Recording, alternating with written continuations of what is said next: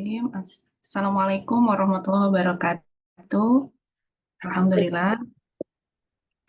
Terima kasih Ustadz Hanung, Mbak-mbak, ibu-ibu peserta program Rumaisah Mengaji Halal Series Volume 1.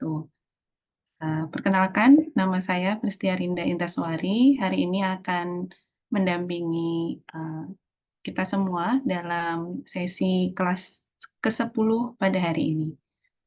Untuk mengundang keberkahan Allah, mari kita buka forum kita ini bersama-sama dengan membaca basmalah.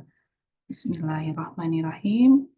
Dan untuk mengundang keberkahan Allah, mari kita dengarkan Quran Surah Al-Mu'minun ayat 19 sampai 21. Bismillahirrahmanirrahim. فأنشأنا لكم به جنات من نخيل وأعناب لكم فيها فواكه كثيرة ومنها تأكلون وشجرة تخرج من طور سيناء تنبت بالدهن وصبغ للآكلين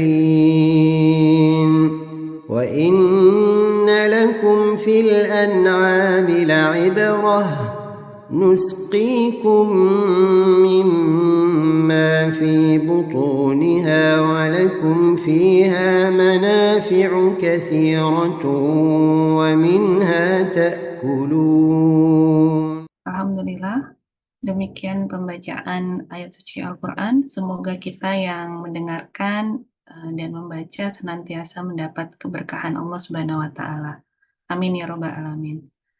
Izinkan saya menyapa terlebih dahulu. Assalamualaikum Ustadz, bagaimana kabarnya?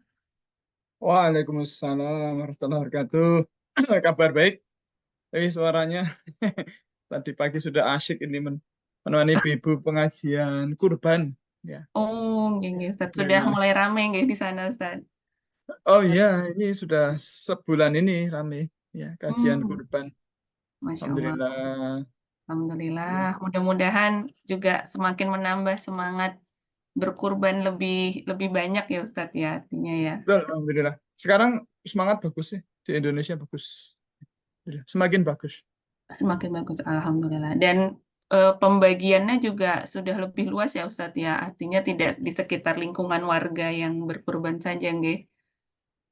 Iya, cuma memang kemudian kita ingatkan untuk daerah-daerah pelosok itu betul-betul kita cek dulu apakah betul-betul kekurangan. Karena hanya orang yang sebenarnya tidak kekurangan tapi bersikap sebagai, ya mohon maaf ya, kita nyebutnya sebagai pengemis. Maaf karena banyak desa-desa itu yang sebenarnya mampu tapi mereka warganya itu malas ya. Jadi coba aja lah kalau merokok ya. Warganya itu sebagian besar yang laki-laki itu merokok. Merokok itu kan kalau rokoknya 20 ribuan ya, itu setahun itu 7,2 juta anggaran rokok. Oleh iuran kurban cuma 3,5. Jadi kalau tidak merokok yang 20 ribuan itu bisa ikut kurban 2. Nah, apalagi kalau rokoknya harganya 25 atau 30. Cuma mereka itu malas itu loh, malas dan lebih apa ya, pengen bersikap sebagai pengemis ya, pengemis. Muter keliling ke kota-kota nyari daging, ya Allah. Jadi ya sebenarnya tidak kita apa ya, tidak kita akomodasi lagi ya. Ya kalau mereka pengen rasakan daging ya mereka kurban, jangan jadi pemalas ya. Loh, mereka punya loh uangnya loh ya. Setiap keluarga punya bisa kurban 2 loh, tapi mereka tidak mau dan tiba-tiba merasa miskin setahun sekali, itu kan kebangetan loh itu ya.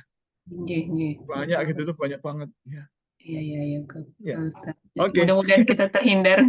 Iya, topiknya Iya, menarik, tapi nanti mungkin ada sesi di kajian Ustadz yang lain, nanti kami undang juga. Oh, seperti itu. sudah kemarin, sudah pekan lalu. sudah.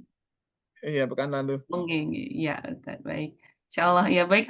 Untuk pekan ini sesi kita adalah hukum halal haram kuliner hewan-hewan eksotik. Nah, ini Ustadz.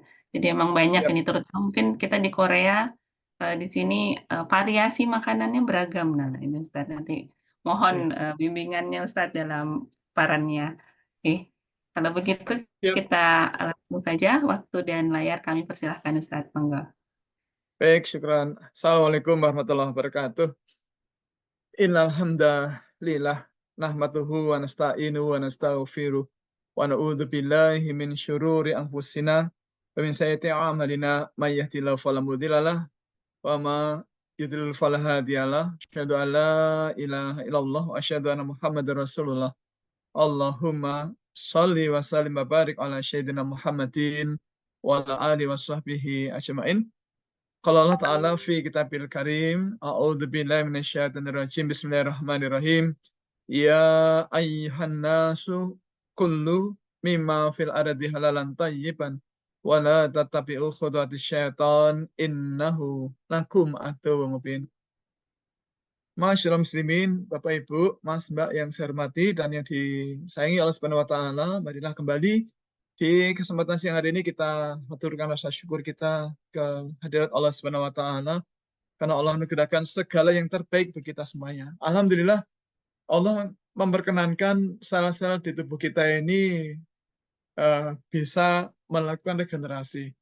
Coba kita bayangkan kalau mekanisme regenerasi tidak ada, terus bagaimana wajah kita? Pasti udah langsung keriput, jadi langsung jadi selnya kering, tua, dan seterusnya. Hanya dalam waktu 1 hari, 2 hari. Tapi Alhamdulillah Allah memperkenankan sel-sel tubuh kita ini bisa regenerasi, sehingga kemudian ketika pertumbuhan sel itu lebih cepat daripada kerusakan sel, maka kita awet muda. Jadi kok sebaliknya. Ya. Dan kalau kerusakan selnya lebih cepat daripada regenerasi, ya maka kita jadi cepat tua. Makanya penting kita hanya mengkonsumsi makanan yang halal dan thayyib saja. Maka insya Allah kita akan awet muda di dunia. Insya Allah di akhirat kita dapat fadilah yang luar biasa. Nah, semoga salawat dan salam senantiasa Allah limpahkan kepada baginda Rasul Muhammad Sallallahu Alaihi Wasallam, dan semoga Allah limpahkan pula kepada keluarga beliau, juga sahabat beliau, para tabiin, para alim ulama, dan semoga terlimpah ruah pula kepada kita sekalian yang hadir di kesempatan di siang hari ini. Siang ini kita akan membahas hukum halal haram, kuliner, hewan-hewan eksotik, ya, masakan kuliner hewan-hewan eksotik. Kapan itu saya baca ya di Korea itu ternyata tidak sedikit ya pasar-pasar tradisional yang juga menjual hewan-hewan yang aneh. Jadi tidak hanya ayam, tidak hanya itik atau bebek, tidak hanya daging kambing atau domba, tapi juga daging anjing, daging tikus, daging kelelawar, daging macam-macam ya. Nah, padahal kita sebagai umat Islam kan sangat butuh punya hidup yang baik di dunia maupun di akhirat. Nah, salah satu cara agar kita hidupnya itu nyaman di dunia dan di akhirat, maka kita menjaga makanan kita. Karena dengan menjaga makanan itu, jangan sampai ada makanan haram yang kita konsumsi, maka doa-doa kita akan dikabulkan Allah Subhanahu wa taala. Bagaimana dulu pernah kita sering sampaikan bahwa Sa'ad bin Abi Waqqas pernah meminta kepada Rasul untuk didoakan agar menjadi orang yang terkabul doanya dengan kalimat, ya Rasulullah, doakan aku agar aku menjadi orang yang terkabul doanya. Nah, mendapat permintaan sahabat muda ini. Kenapa sahabat muda? Karena Sa'ad bin Abi Waqqas ini masuk Islam di usia 17 tahun. Bukan 70 tahun, tapi 17 tahun. Nah, ketika ada sahabat muda yang meminta doa begini, Rasul tidak langsung mengiyakan, oke mas, jangan khawatir, tak doakan. Tidak begitu. Tetapi beliau mengatakan, wahai Sa'ad, perbaikilah makananmu, jagalah jangan sampai ada makanan haram yang dikonsumsi, maka niscaya engkau akan menjadi orang yang terkabul doanya. Dan demi jiwaku yang ada dalam genggaman Allah, barang siapa memasukkan makanan haram dalam perutnya, maka amal ibadahnya selama 40 hari berikutnya tidak akan diterima Allah Subhanahu wa taala. Maka jadi sangat penting bagi kita untuk memahami jenis-jenis makanan yang diharamkan, termasuk makanan-makanan apapun yang ada di sekitar kita,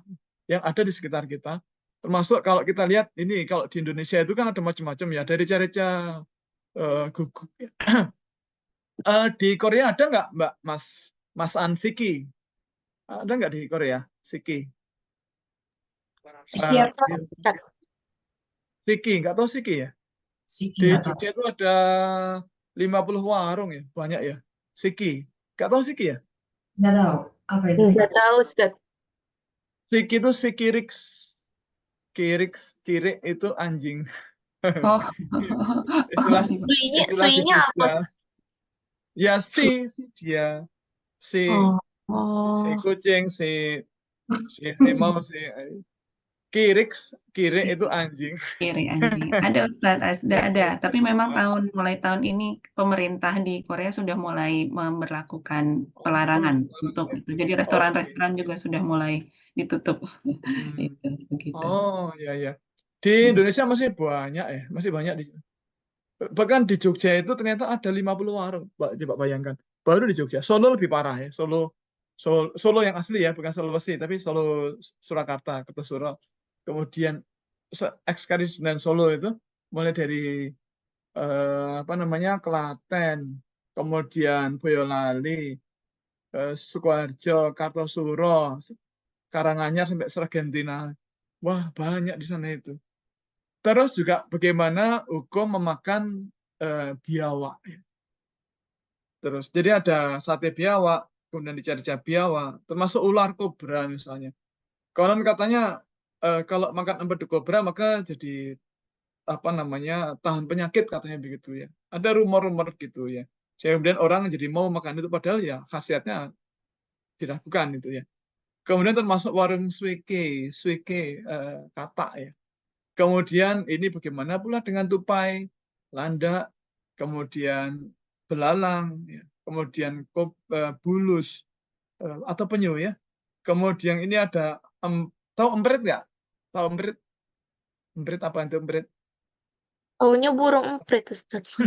Oh ya, ya ini burung emprit ya, burung emprit. Iya, burung yang makan Burung, beras gabah itu. iya. Saya heran ya, kok ya ada orang jualan anu ya sate atau tongseng emprit kan burungnya kan tidak banyak, nangkapnya juga sulit ya. Kenapa nggak ayam saja ya? Kenapa Iya, harus repot-repot nyari itu gitu loh? Dagingnya juga tidak banyak.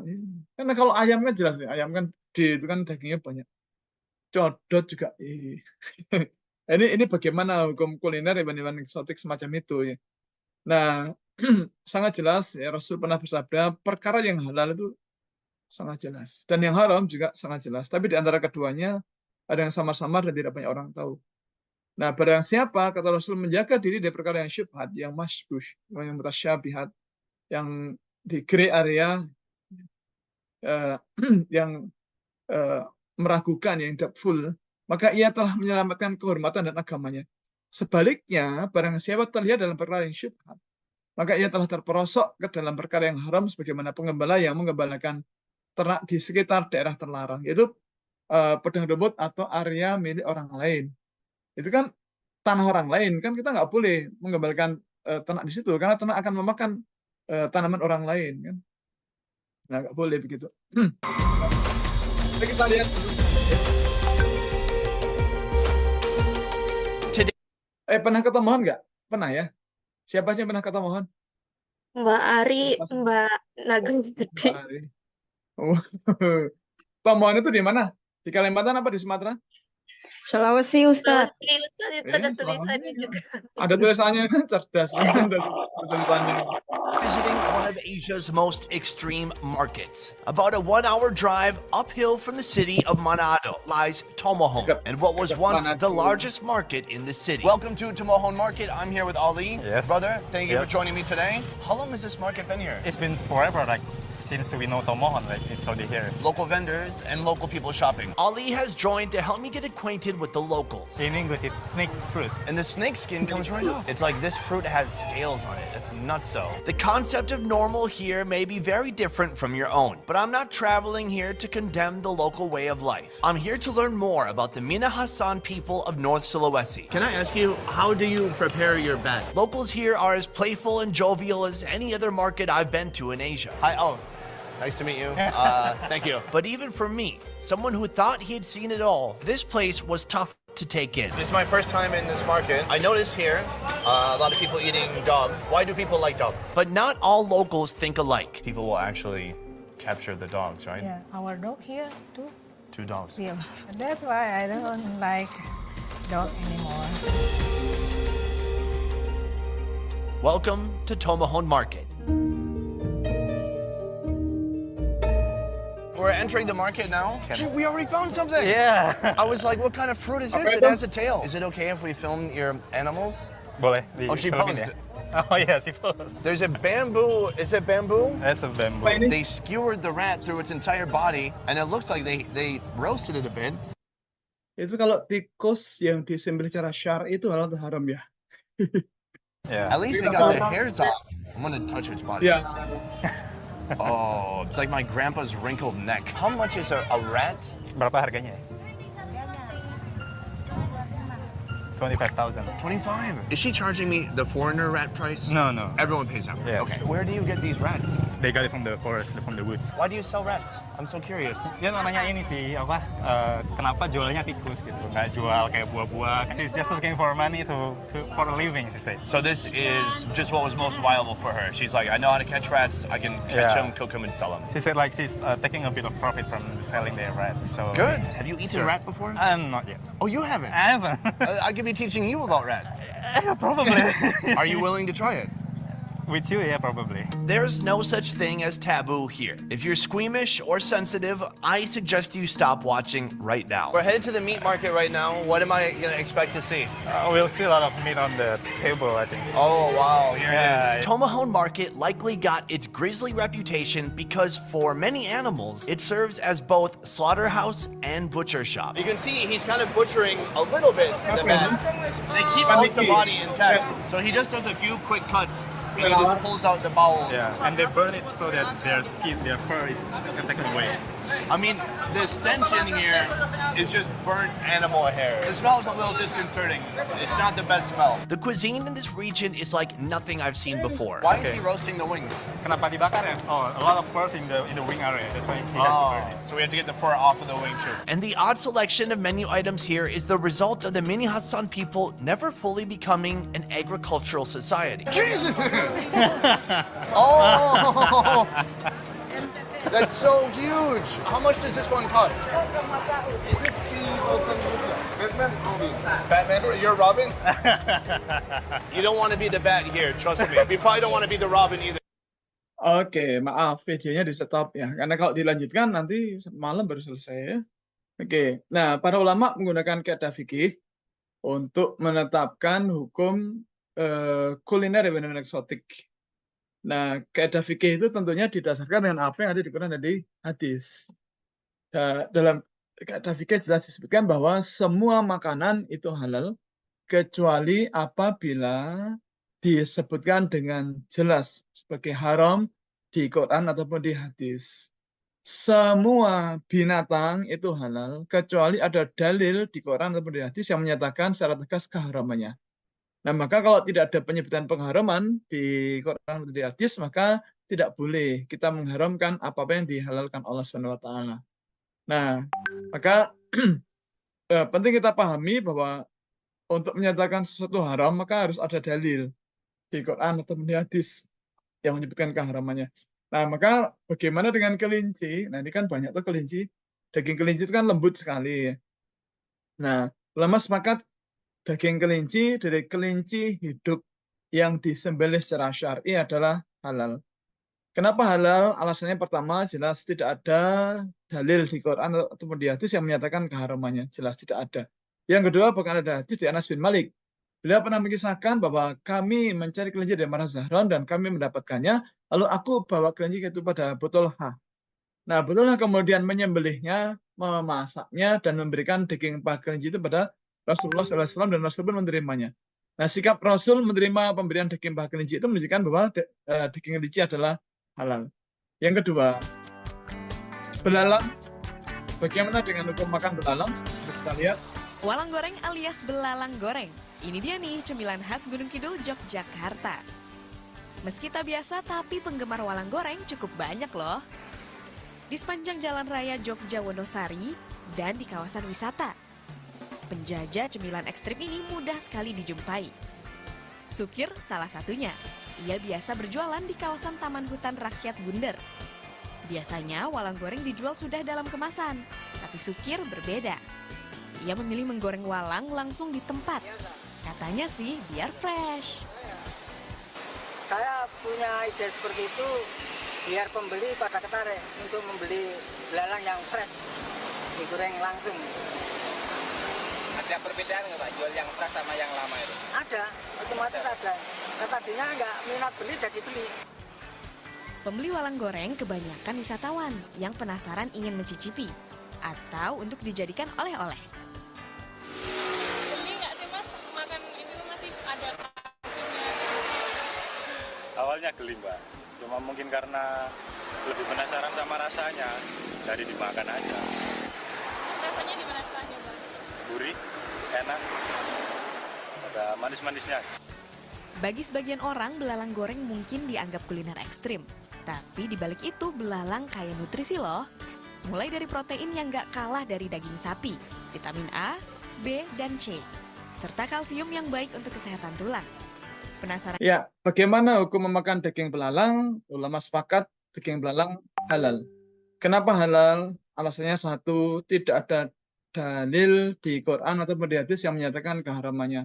Yang kedua, ada hadis dari Ibnu Abu Aufa beliau mengatakan bahwa kami berperang bersama Rasulullah SAW sebanyak 7 kali dan kami selalu makan belalang. Ini jelas sekali. Ada hadis pula bahwa Rasul pernah bersabda, dihalalkan bagi kalian 2 bangkai dan 2 darah. 2 bangkai itu adalah bangkai ikan dan bangkai belalang, 2 darah itu adalah hati dan limpa. Maka belalang itu halal, baik ditemukan ketika dia masih hidup atau sudah mati.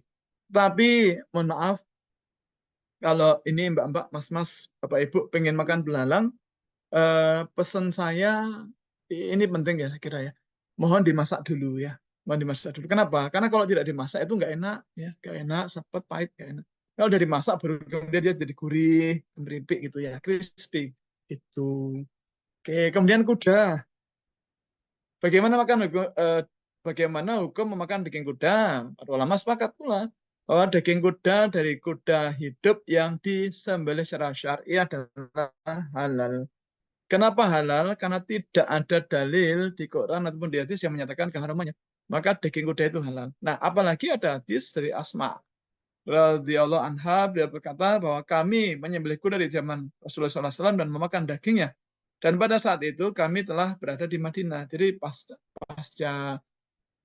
hijrah. Nah, jadi daging kuda itu halal. Tetapi ada binatang yang mirip kuda, ukurannya lebih kecil yang namanya himar atau keledai. Nah, keledai jinak itu diharamkan. Kenapa? Karena tidak boleh dibunuh. Ya. Nah, Jabir bin Abdillah pernah berkata, ketika perang Khaybar, Rasulullah SAW melarang memakan daging keledai jinak dan memperbolehkan memakan daging kuda. Nah, kenapa demikian? Ya, kalau keledai jinak ternyata sangat penting untuk alat transportasi massal di zamannya. Di masa Rasul tidak ada yang namanya Grand Max atau kontainer atau tronton atau apapun, nggak ada ya. Adanya keledai jinak seperti ini. Jadi untuk untuk membawa beban yang sangat banyak ya, antar kota, antar provinsi, kemudian naik turun gunung, naik turun bukit, itu keledai ini kuat sekali. Nah, kalau kemudian keledai itu makan orang dagingnya, terus populasinya berkurang. Nah, kalau akan bepergian jauh gimana caranya? Betapa repotnya gitu. Nah, maka keledai tidak boleh dikonsumsi karena tidak boleh dibunuh. Yang keempat, bagaimana dengan kepiting? Kepiting itu halal karena tidak ada dalil yang mengharamkannya. Nah, ada orang mengatakan, loh kan hidup alam. Loh kenapa dengan hidup alam? Kan tidak ada dalil yang mengharamkan binatang hidup alam. Jadi memang Bapak Ibu, Mas Mbak, memang ternyata tidak ada dalil yang menyatakan bahwa sesungguhnya binatang yang hidup di 2 alam itu haram, itu ternyata tidak ada. Nah, karena tidak ada, maka tidak tepat kalau kita mengharamkan memakan suatu binatang dikaitkan dengan sifat hidupnya di 2 alam. Ya. Jadi karena tidak ada dalil tentang keharaman memakan daging binatang yang hidup di 2 alam, atau tidak ada dalil tentang keharaman memakan kepiting, maka kepiting itu halal. Bagaimana dengan kura-kura dan penyu? Apa beda kura-kura dan penyu? Ada yang tahukah? Apakah perbedaan kura-kura dengan penyu? Ada yang tahukah? Habitatnya, Bagaimana Ustaz, bedanya? sama Habitat beda. Kalau kura-kura di mana? fisiologi tubuhnya juga beda, Ustaz. Oh, sebentar. Kalau habitatnya kura-kura di air Air tawar. Air tawar. Kalau penyu? Air Di laut. laut. Oke, yang kedua, fisiologi tubuhnya beda ya? Iya, Ustaz. Yang ketiga? Yang ketiga? Perhatikan kakinya. Kalau kura-kura punya kuku. Kalau penyu, kakinya menyirip. Beda ternyata. Sama Ini penyu, morfologi. ini kura-kura. Iya, morfologi beda, nama spesies berbeda, kukunya beda. Kemudian ada peribahasa kura-kura tidak tahu. Kalau penyu-penyu tidak tahu kan nggak ada. Siapa Lalu, yang iya, betul ya. Nah, sekarang bagaimana hukum memakan kura-kura dan penyu? Para ulama sepakat karena tidak ada dalil tentang pengharaman memakan kura-kura dan penyu, dan tidak ada dalil tentang keharaman memakan binatang yang hidup di dua alam, maka kura-kura dan penyu itu halal. Nah, lalu bagaimana dengan kata atau kodok? Apakah kata atau kodok itu halal? Karena tidak ada dalil yang menyatakan bahwa binatang yang hidup di dua alam itu haram. Ya, kita lihat. Siapa yang tidak kenal dengan makanan khas yang berasal dari Purwodadi, suike? Jenis makanan ini tergolong makanan yang ekstrim karena merupakan daging kodok hijau. Masih jarang kita temui di Solo, warung makan yang menunya terbuat dari daging kodok. Adalah warung makan Mbak Ti yang berada di Jalan Slamet Riyadi, barat perlintasan kereta api Purwosari yang menyajikan suike. Warung makan ini menyediakan banyak menu yang terbuat dari daging kodok hijau seperti suike kuah, goreng, rica-rica, dan pepes. Pemilik warung ini mendapat resep masakan daging kodok hijau dari pengalamannya 2,5 tahun setelah menjadi karyawan. Oke, kata atau kodok apakah halal? Tidak. Kata atau kodok itu diharamkan. Diharamkan bukan karena hidup di dua alam, tapi karena tidak boleh dibunuh. Nah, ada hadis dari Abdurrahman bin Utsman al-Quraisy. Beliau mengisahkan bahwa ada seorang tabib yang bertanya kepada Rasul tentang kata atau kodok yang dijadikan sebagai ramuan obat. Nah, mendengar ini Rasul kemudian melarang si tabib tadi membunuh kata atau kodok. Nah, karena Rasul melarang membunuh kata atau kodok, maka daging kata atau kodok itu haram. Kenapa demikian? Ya, jelas kan? Kalau kita tidak boleh menyembelih kodok atau kata, lalu bagaimana cara makannya? Pertama, menyembelih atau membunuhnya tidak boleh. Nah, kalau tidak membunuh, bagaimana cara memakannya? Kalau ditunggu sampai mati, yang kedua, berarti dia bangkai.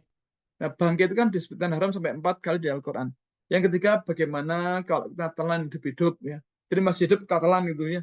Ya, jelas pertama nggak enak. Yang kedua, sampai di leher itu kakinya mancal. Mancal itu apa ya? Pengen keluar gitu ya. Ditekan lagi, dia pengen keluar lagi. Ditekan lagi, pengen keluar lagi. Cuma geli di leher. Yang keempat, bagaimana supaya dia tidak bisa melarikan diri, dipotong pangkal pahanya.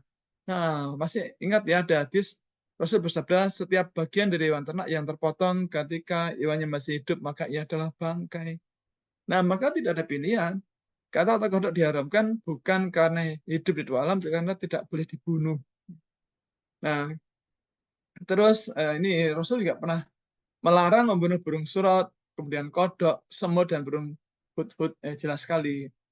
Nah, beda ini Abdullah bin Umar, beliau mengatakan bahwa janganlah kalian membunuh kata atau kodok karena suara yang dikeluarkan adalah tasbih. Nah, ini menarik ya. Kemudian, nah ini nomor 7, bagaimana dengan janin hewan ternak? Jadi kita menyembelih hewan, oh ya gini, ini kan sekarang kan banyak orang yang membeli kambing, domba, ataupun sapi jantan ya, untuk kurban. Pertanyaannya, apakah tidak boleh kurban menggunakan hewan betina? Jawabannya boleh, tapi mohon jangan. Kenapa jangan? Ya, ya jelas harganya lebih murah ya. Tapi kenapa jangan? Karena kalau hewan betina disembelih atau dijadikan hewan kurban, nanti populasinya akan jauh berkurang. Dan tahun depan akan jadi mahal sekali, karena populasinya berkurang. Nah, maka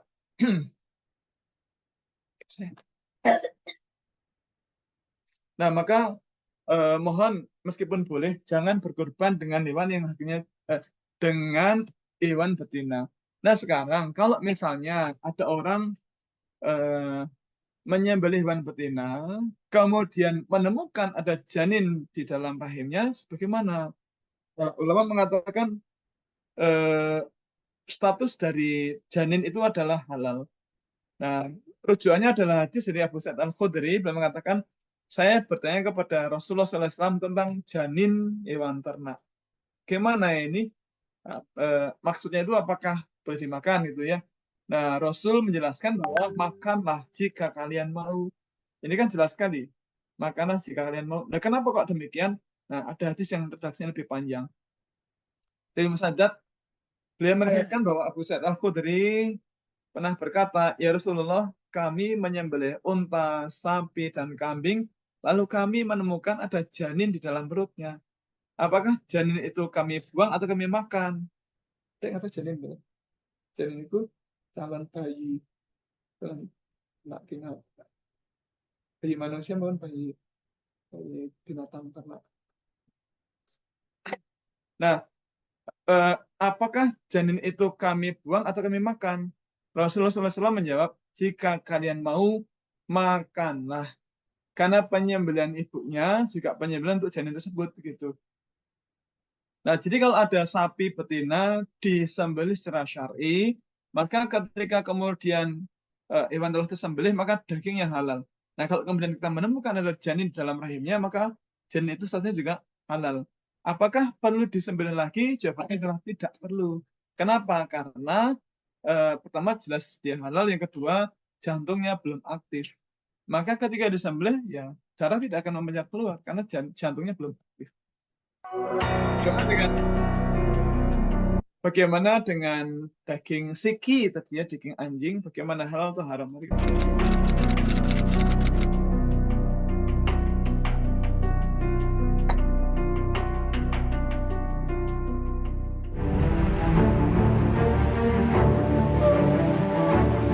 Kalau kita mau lihat di Indonesia, ya yang terdekat dari sini aja lah. Misalnya di Solo ada 100 warung. Satu warung itu butuh 4 anjing.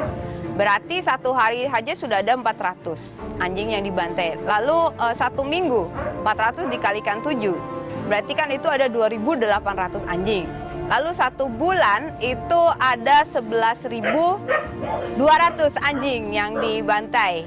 Dan kalau mau dikalikan lagi 1 tahun ada 134.400. Dan itu hanya di Solo aja. Gimana dengan di Jogja? Masih ada kota-kota lain yang membolehkan yang ada banyak pedagang daging anjing ini. Ada Jogja, di Jakarta, di Bali bahkan juga sekarang banyak sekali. Lalu di Manado, di Karanganyar, di Semarang pun sudah ada satu tempat yang jual daging anjing di mall. Oke, ulama sepakat daging anjing itu haram. Baik anjingnya disembelih secara syar'i ataupun tidak. Meskipun kita tahu kalau anjing itu kan tidak disembelih ya, tapi kadang dipukul kepalanya atau dimasukkan ke dalam karung, kemudian ditenggelamkan di air, misalnya begitu ya. Nah, tetapi meskipun disembelih secara syar'i, daging anjing hukumnya adalah haram. Kenapa haram? Alasannya yang pertama, anjing adalah binatang karnivora. Anjing adalah binatang pemakan daging. Ya jelas hadisnya Abu Hurairah beliau mengatakan Nabi SAW bersabda, setiap binatang buas yang bertaring adalah haram dimakan. Nah, anjing adalah binatang buas yang hidup di tengah-tengah masyarakat yang madani atau yang damai. Ibnu Abbas juga berkata bahwa Rasulullah SAW melarang dari setiap buas yang bertaring dan berkuku tajam. Ini benar sekali ya. Karnivora itu nggak boleh dimakan. Hadis yang ketiga, Rasulullah melarang dari setiap hewan buas yang bertaring dan burung yang berkuku tajam. Bapak Ibu, Mas Mbak, contoh burung-burung karnivora apa yang kita kenal? Contohnya apa? Silakan lebih baik. Contohnya burung-burung karnivora. Ya, elang. Terus Raja Wali, elang sama ya. Kemudian apa lagi yang lain? Falcon, eagle. Apa lagi yang lain? Ya, eagle, kemudian burung hantu. Burung hantu ya, owl ya. Owl. Yang lain apa? Burung kandar. Burung Garuda, termasuk burung Garuda yang di kelas-kelas itu nggak boleh dimakan, itu keras dari kayu. Apalagi yang lainnya. Dan lain-lain ya. Jadi burung-burung karnivora itu semuanya nggak boleh. Termasuk apa lagi ya? Alap-alap juga elang ya. Sesungguhnya Rasulullah SAW melarang memakan daging binatang buas yang bertaring. Ini jelas sekali. Kemudian yang kedua, anjing adalah binatang yang hendaknya dibunuh, baik di tanah halal tanah haram. Nah, karena anjing disuruh untuk dibunuh, maka dagingnya haram. Kenapa haram? Karena kalau daging anjing itu halal, maka Rasul tidak akan menyuruh membunuh anjing, tapi akan menyuruh menyembelihnya. Nah, ada 5 jenis hewan melata yang siapa membunuhnya tidak berdosa sekalipun sedang ihram.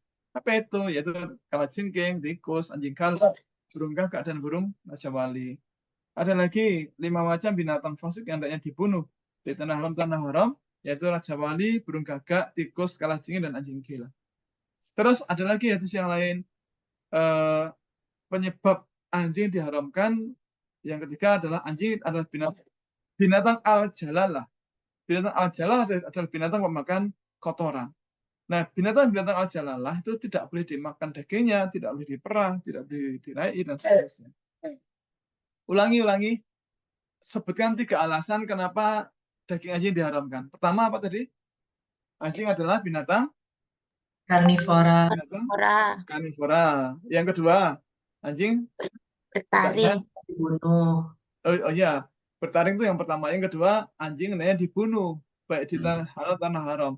Karena disuruh dibunuh, maka dagingnya haram. Kenapa haram? Karena kalau halal, maka Rasul tidak akan menyuruh membunuhnya, tapi menyembelihnya. Yang ketiga, anjing adalah binatang al-jalalah, binatang pemakan kotoran. Di alam ini memang jelas nampak anjing adalah binatang pemakan kotoran. Nah, maka karena mohon jangan dilihat yang videonya ya. Tolong videonya jangan dilihat, tapi jelaskan penjelasan saya saja. Nah, jadi tidak ada keraguan. Anjing adalah binatang pemakan kotoran. Jangan dilihat. Anjing adalah binatang pemakan kotoran. Ya. Nah, karena makan kotoran, maka tidak boleh dikonsumsi. Iya. Kucing miau. Nah, bagaimana hukum makan daging kucing? Nah, kucing itu kan karnivora. Nah, karena kucing karnivora, maka tidak boleh dikonsumsi dagingnya. Bagaimana dengan kera atau monyet? Kera dan monyet juga haram. Kenapa? Karena kera atau monyet termasuk binatang buas yang bertaring dan termasuk dalam kategori binatang yang kotor atau al-khabits.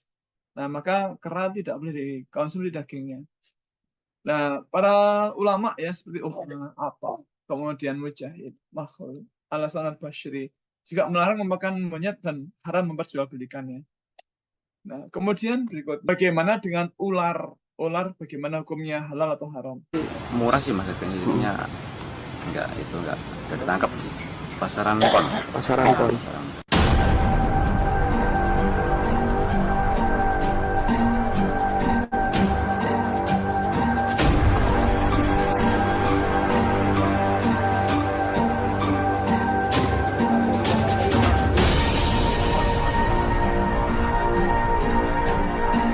Kalau yang jadi itu untuk kuku, kalau yang pucuk itu per kilo.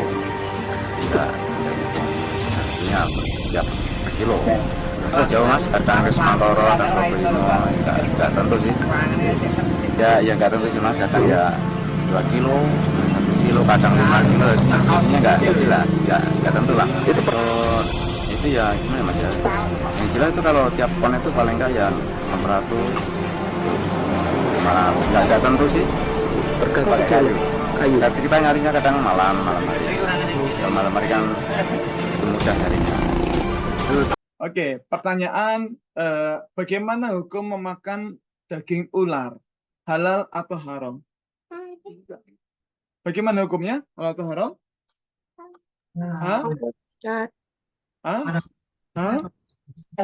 Kenapa haram? Kenapa ular itu haram? Bertaring. Binatang buas. Iya, ular adalah binatang buas. Nah, zaman dulu pernah saya SD, Mbak Mas pernah SD nggak? Pernah ya? Kita semua pernah SD. Nah, dulu ketika SD, saya kan main bola dengan kakak kelas ya kan, saya kan suka main bola. Nah, ketika bola menggelinding ke semak-semak, nah pas saya ambil bola, di dekat bola itu ada tanaman dengan tanaman semak ya. bush, ya, tanaman semak dengan bunga warnanya merah. Ada teman mengatakan, "Weh, hati-hati loh itu makanan ular."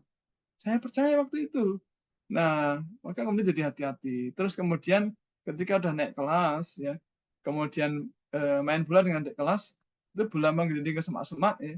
Pas adik kelas mau ambil, saya bilang, "Oi, hati-hati loh itu makanan ular." Ya, orang-orang pada percaya gitu. Ini Mbak dan Mas, di tempat Anda juga ada nggak kayak gitu tuh? Pesan-pesan, "Weh, jangan makan itu."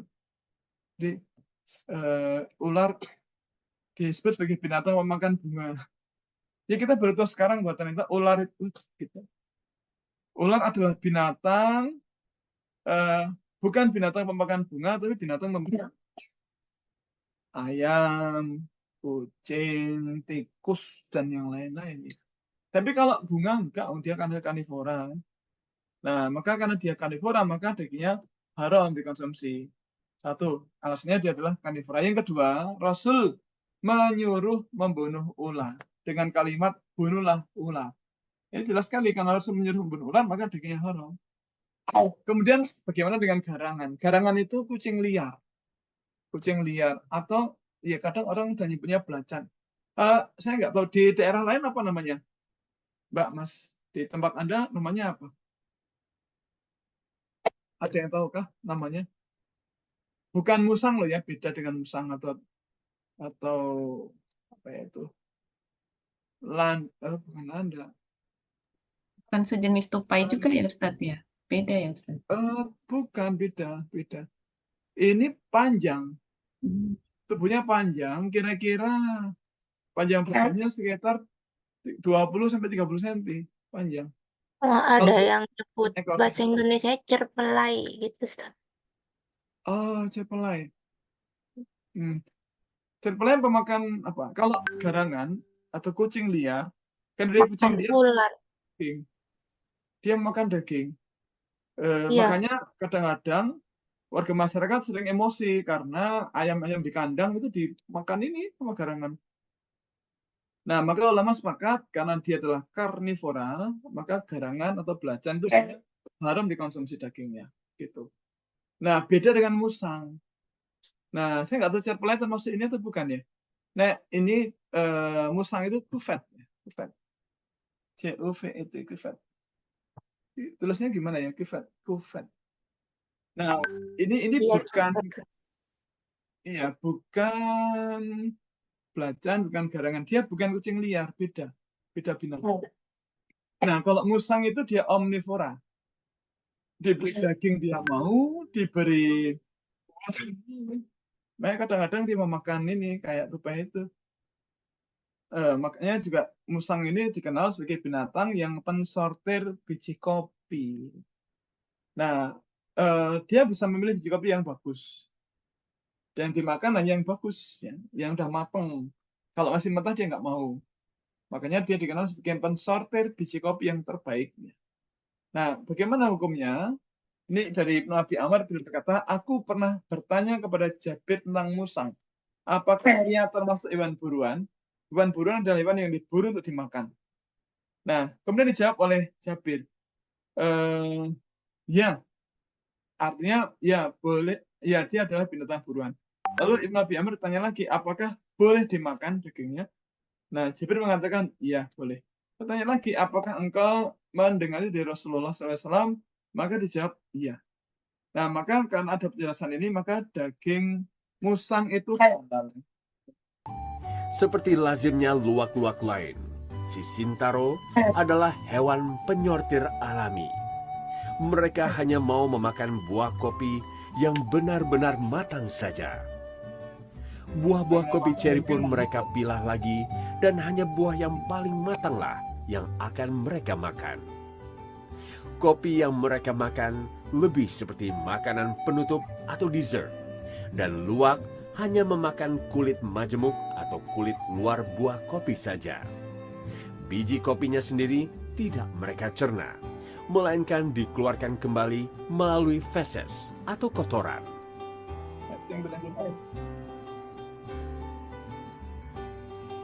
Nah, sekarang bagaimana hukum memakan luwak? Nah, ulama sepakat luwak hukumnya halal, ya. Jadi kenapa? ki landak, sing luwak. Nah, luwak itu halal kenapa? Karena dia termasuk hewan buruan. Hewan buruan adalah hewan yang diburu untuk dimakan. Dan tadi penjelasan dari sahabat Jabir bin Abdillah sangat jelas bahwa Rasul memperkenankan atau menyebutkan luwak sebagai halal dikonsumsi. Nah, bagaimana dengan landak?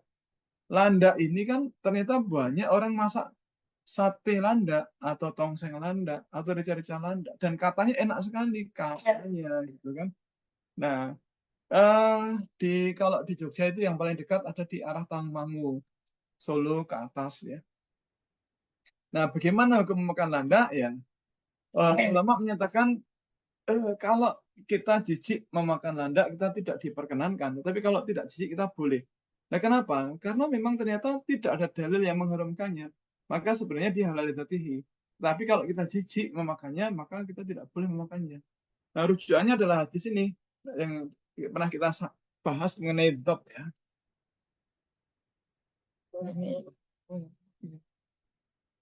Nah, jadi rujukannya adalah daging tentang dzab. Dzab kita pernah lihat ya, kan bukan biawak, itu makhluk yang berbeda. Nah, suatu ketika Ibnu Abbas pernah cerita bahwa Khalid bin Walid itu mendampingi Rasul pulang ke rumah salah satu istri Rasul yang namanya Ibu Maimunah. Nah, Ibu Maimunah ini masih saudara sepupu dengan Khalid bin Walid. Makanya boleh masuk rumah beliau ya. Nah, di sana dihidangkan masakan daging dzab panggang. Jadi ketika beliau berdua berbincang itu disuguhi dengan daging dzab panggang. Nah, saat itu Rasul mengulurkan tangan beliau untuk makan daging dzab tadi. Nah, kayak ibu-ibu mengatakan, ibu yang dimasak di dapur mengatakan, Mbak matur ke Nabi, itu adalah daging dzab. Kabarkan ke Rasul itu daging dzab. Nah, kemudian disampaikan, ya Rasulullah ini ada daging dzab.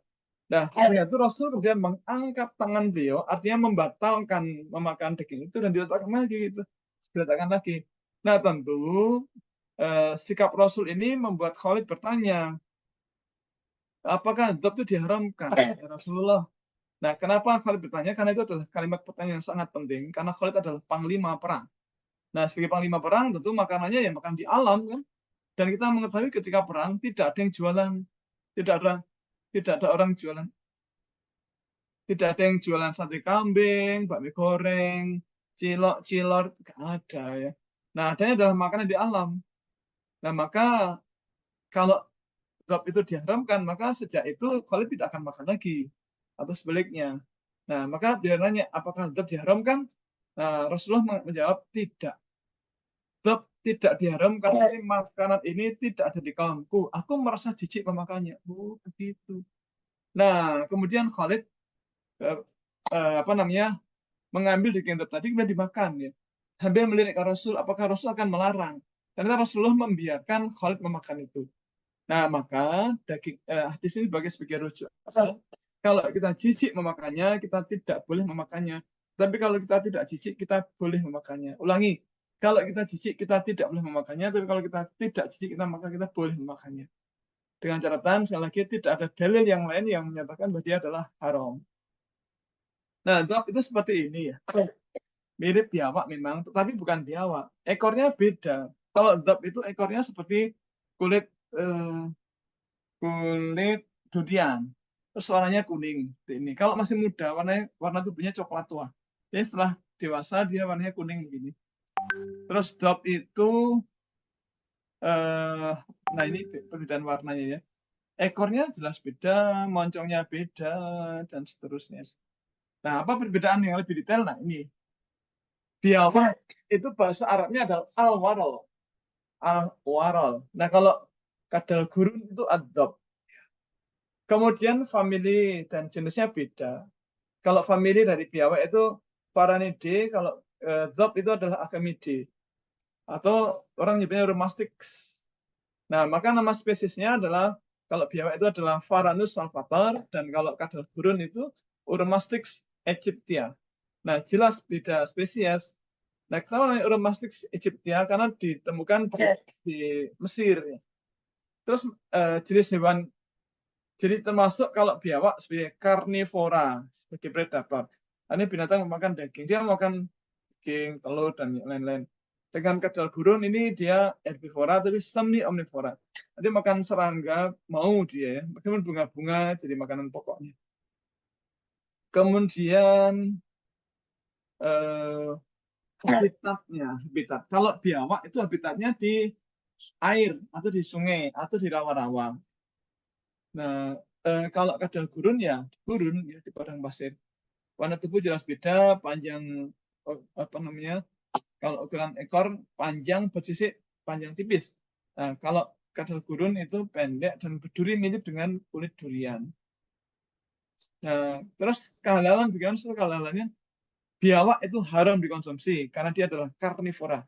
Sedangkan dog itu dihalalkan karena dia tidak ada dalil yang mengharamkan. في هذه البيداء ينفق سعوديون الكثير من وقتهم بحثا عن صيد لا يتأتى إلا من بعد رصد ومتابعة. إنه موسم صيد الضب الصحراوي بعد انتفاضه من بياته الشتوي واستقوائه مما تنبته الأرض في ربيعها. موسم يطلق فيه الشباب العنان لمواهبهم المختلفة في طرق صيدهم له ما بين ملاحقة وربي واحتواء. يكون له عدة طرق لصيده طبعا، فيها له طريقة اللي هو التغريق أو طريقة انك تصب المويه على الجحر حقه، أو الطريقة الثانية طبعا هو طريقة المطاردة ومسكه إذا كان هو طبعا ليس غير قريب يعني من الجحر حقه. والطريقة الثانية اللي هو القنص هو الرمي باستخدام اطلاق. وخوفا من انقراض هذا النوع من الزواحف التي تقتات على النباتات، حددت السلطات السعودية لصيده أوقاتا معينة من كل عام تبدأ بعد انتهاء موسم تزاوجها. ويرى كثيرون من صياديه أن لحم الضب ومذاقه بنهاية فصل الربيع يختزل طعم الطبيعة الصحراوية. لحم الضب وقت الربيع بما أنه يتغذى على النباتات الربيعية اللي يصير فيها طعم. يطبخ لحم الضب بالطريقة ذاتها التي تطبخ بها لحوم الأنعام، ويحذر الأطباء من الإفراط في أكله لاحتوائه على نسبة عالية من الدهون، لكن في صيد الضب وطبخه وأكله متعة وتسلية.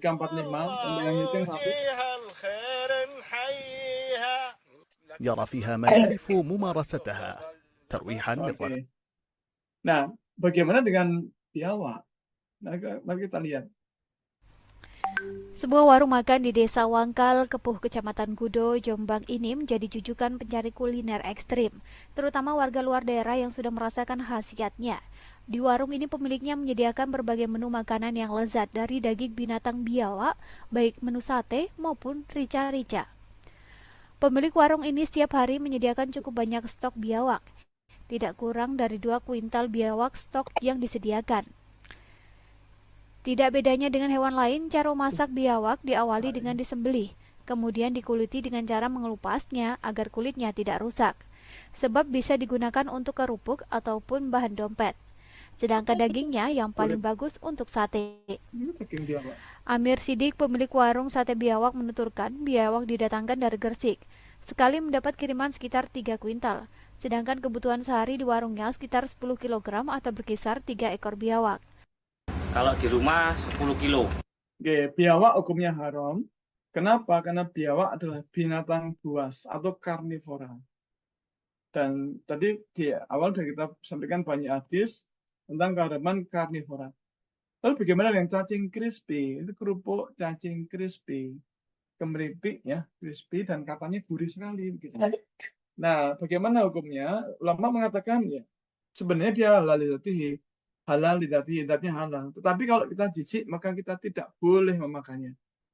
Jadi tidak ada dalil yang mengharamkannya, tapi kalau kita jijik, kita tidak boleh memakannya. Sama juga dengan bekicot dan keong. Bekicot dan keong juga begitu. Tidak ada dalil di Quran ataupun di hadis yang menyatakan keharamannya. Maka sebenarnya mereka halal lidatihi. Cuma kalau kita jijik, maka kita jadi haram. Jadi istilahnya haram lidatihi. Haram karena cara mendapatkannya. Ya. Bukan cara mendapatkannya. Haram karena orang merasa jijik memakannya. Tapi kalau tidak jijik boleh. Begitu pula dengan ini keong, laron, jangkrik, belalang dan yang lain. Bagaimana dengan tupai? Nah, tupai atau bajing, squirrel itu halal. Kenapa? Meskipun mereka punya taring dan punya kuku, tapi karena mereka itu adalah herbivora. Herbivora itu hukumnya halal. Nah, rujukannya hadis tentang ini. Jadi musang tidak begitu. Musang kenapa halal? Karena mereka adalah herbivora. Nah, ini tupai juga sama adalah Pemirsa, herbivora. bila sedang berkunjung ke Yogyakarta, tidak ada salahnya mencicipi kuliner ekstrim olahan kelelawar yang menjadi salah satu kuliner favorit warga di Gunung Kidul. Daging kelelawar selain memiliki rasa yang khas, juga dipercaya sebagai obat penyakit asma. Seperti apa ya rasanya? Berikut liputannya.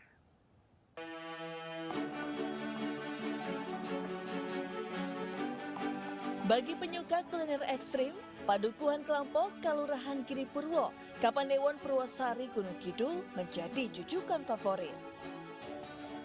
Di duku inilah, penikmat kuliner ekstrim dapat mencicipi olahan daging kelelawar. Ya, binatang yang aktif di malam hari tersebut menjadi masakan sehari-hari warga setempat. Salah satunya bisa dijumpai di warung milik Indarti. Warung ini melegenda karena telah menjajakan kelelawar sejak 32 tahun silam. Soal rasa, kuliner kelelawar memiliki cita rasa yang tidak kalah dengan daging-daging lainnya. Tadinya penasaran seperti apa, kalau di daerah kota kan jarang, nggak ada, bahkan nggak ada. Nah, bagaimana hukum memakan kelelawar? Ya, ulama menyatakan haram hukumnya memakan daging kelelawar. Kenapa? Karena kelelawar itu adalah binatang yang tidak boleh dibunuh. Nah, rujukannya dari Abdullah bin Amr, beliau mengatakan, janganlah kalian membunuh katak karena suaranya adalah tasbih. Janganlah pula kalian membunuh kelelawar karena ketika Baitul Maqdis di Palestina nanti dirobohkan, dibakar, maka kelelawar ini berdoa, ya Allah, anugerahkan kekuasaan bagi untuk mengatur lautan. Maka saya akan aku tenggelamkan mereka orang yang makan Baitul Maqdis. Jadi kan jelas ya, permintaan kepada Allah jelas, tujuannya jelas. Jadi minta dijadikan penguasa lautan agar bisa menenggelamkan orang-orang yang zalim yang membakar Baitul Maqdis. Tapi doa kelelawar itu tidak dikabulkan. Ya, kelelawar tetap usianya seperti yang kita ketahui kan. Tetapi karena tidak boleh dibunuh maka dagingnya haram. Nah, bagaimana kalau nggak boleh dibunuh memakan? Kan mungkin. Nah, bagaimana dengan tokek atau cicak? Tokek.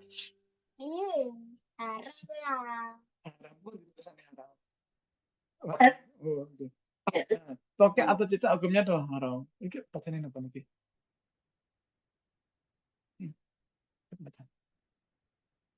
Nah, kenapa cicak atau tokek haram? Karena cicak dan tokek adalah binatang yang disuruh untuk dibunuh.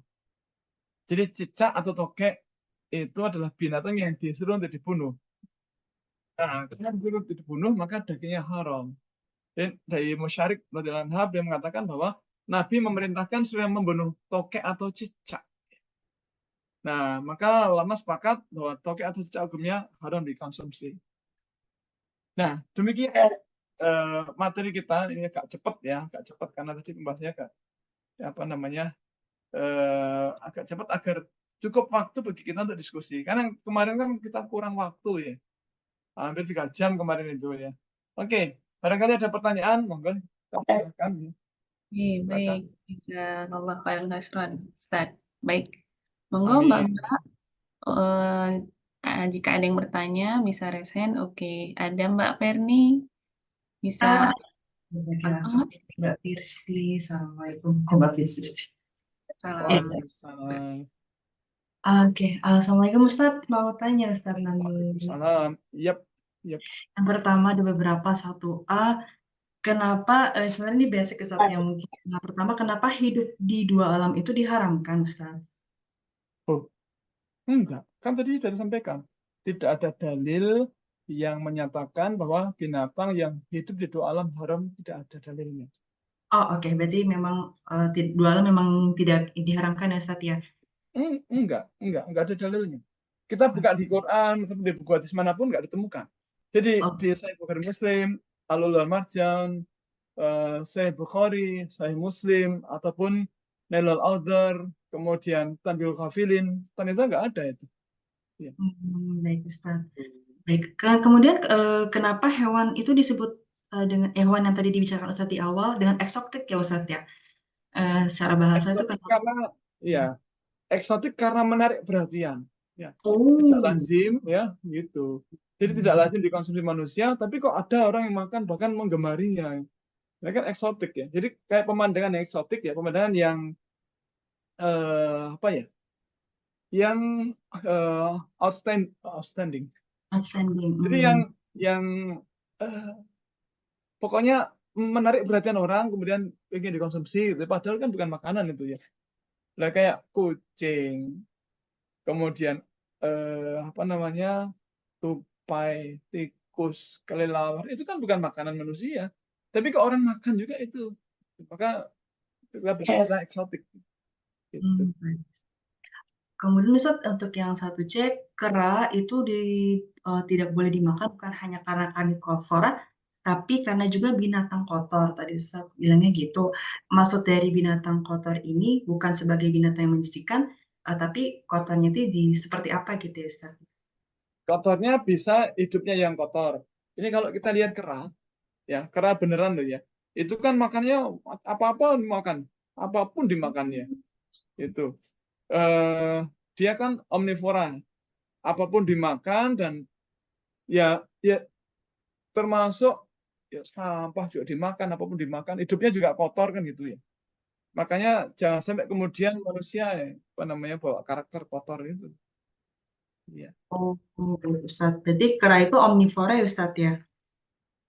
Setahu saya begitu, karena kadang-kadang dia makan buah, kadang mau. Ya.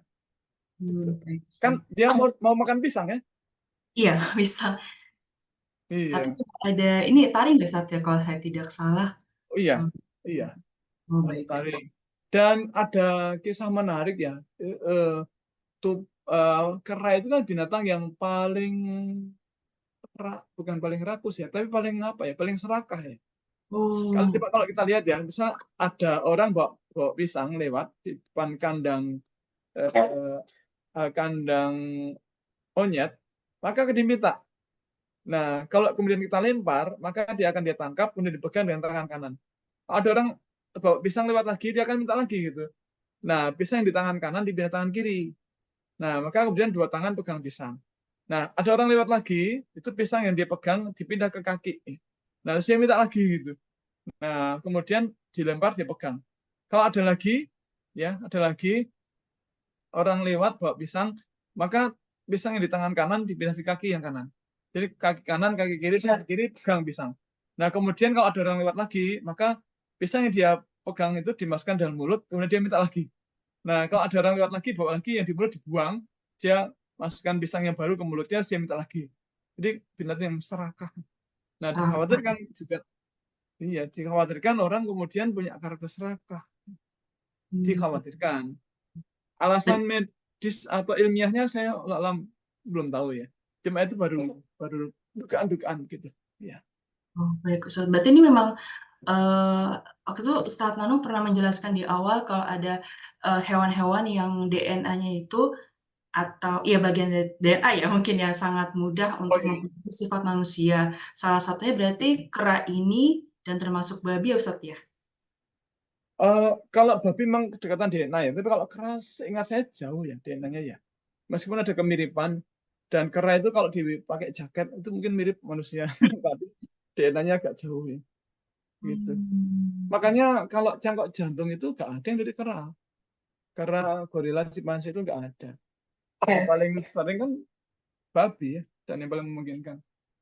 Oh, berarti kalau kera ini memang tidak ini serta tidak dekat, cuman memang karakternya itu ditakutkan bisa mempengaruhi manusia saat mengkonsumsinya begitu Ustaz? Ya, dikhawatirkan loh ya. Apakah benar begitu apa tidak, Allah alam bisawab. Saya belum bisa menjawab dengan detail. Ya, cuma dikhawatirkan saja gitu. Oh, baik Ustaz. Berarti ini termasuk juga kayak manusia apa sih namanya tuh Ustaz? Aduh lupa, orang utan ya Ustaz ya? Orang utan. Iya. Iya. Iya, orang utan, gorila, cimpanse. Oh, baik Ustaz. Ya, Ustaz. Kemudian Ustaz yang 1D hewan dog Ustaz. Tadi biawak itu kan tidak boleh dimakan salah satunya karena karnivora, sedangkan dog ini herbivora tapi menjijikan. Jadi sebenarnya itu halal tapi disarankan tidak boleh dimakan karena menjijikan ya Ustaz ya. Namun bagaimana tadi saya lihat di salah satu videonya ada orang Arab yang menembak Ustaz. Saya kurang tahu apakah tujuannya itu untuk melukai supaya dognya itu tidak kabur atau dibunuh gitu Ustaz. Jadi saya waktu itu ngeliat, oh ini dibunuh dengan cara ditembak kah? Kayak gitu. Iya. Jadi berburu itu kan boleh. Jadi begini, pertama dzab itu kan sebagaimana sabda Rasul tadi, dzab itu binatang yang halal, dia halal dzatihi. Kalau kita jijik kita tidak boleh memakannya, kalau kita tidak jijik kita boleh memakannya, kan begitu ya. Nah, sekarang bagaimana cara menangkap dzab, kan yang penting begitu. Dzab itu kan binatang yang hidup di alam, di padang pasir, kadang dia membuat rongga-rongga di bawah tanah, di rongga-rongga di bawah tanah ya. Nah, dia di situ di dalam itu ya ada gua-gua di bawah tanah di padang pasir. Nah, kalau nangkap itu ya perlu trik-trik khusus gitu ya. Nah, sekarang kalau dzab itu berada di atas tanah, dia lari kemana-mana itu nangkapnya bisa dengan cara dikejar atau ditembak. Maka ada istilah berburu. Maka hukum berburu itu boleh dalam Islam dengan beberapa syarat dan ketentuan berlaku. Maka ada fikih berburu, ya, ada fikih berburu dan ada rukun berburu. Nah, untuk rukun berburu itu ada 5 atau 6 ya. Pertama, yang diburu adalah hewan halal. Maka dzab itu boleh. Yang kedua, ketika diburu, hewannya harus masih dalam kondisi hidup. Kalau udah mati kan dia bangkai. Yang ketiga, berburu itu harus menggunakan alat yang bisa melukai. Bukan yang sekedar membuat memar. Ya. Kalau melukai, artinya melukai itu kan keluar, darahnya keluar. Itu boleh. Contohnya apa? Senapan, ya, pistol atau senapan ya. Kemudian boleh menggunakan panah. Boleh menggunakan tombak. Ya. Boleh menggunakan apa lagi lainnya? Peso yang dilempar ya, boleh.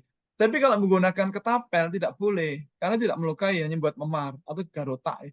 Apalagi dengan apa itu bumerang ya nggak boleh ya, karena nanti matinya bukan karena darahnya keluar dan itu nggak boleh. Itu yang keempat, ketika akan melepaskan alat untuk buruan ya, mau nembak atau melepaskan busur panah atau akan melempar pisau, maka kita wajib membaca tasmiyah, Bismillahi Allahu Akbar atau Bismillah lempar atau Bismillah, atau kalau tombak panah ya Bismillah kemudian dilepas gitu. Nah, kemudian yang keenam, boleh menggunakan hewan pemburu, contohnya anjing. Dengan ketentuan, kalau hewan buruan sampai ke kita dalam kondisi masih hidup, maka boleh kita makan dengan bagian yang digigit anjing itu dipotong, dibuang. Tapi kalau hewan itu sampai ke tempat kita sudah mati, maka tidak boleh kita konsumsi. Kenapa? Karena jadi samar. Kita sendiri nggak tahu, ini matinya karena buruan kita atau karena gigitan anjing.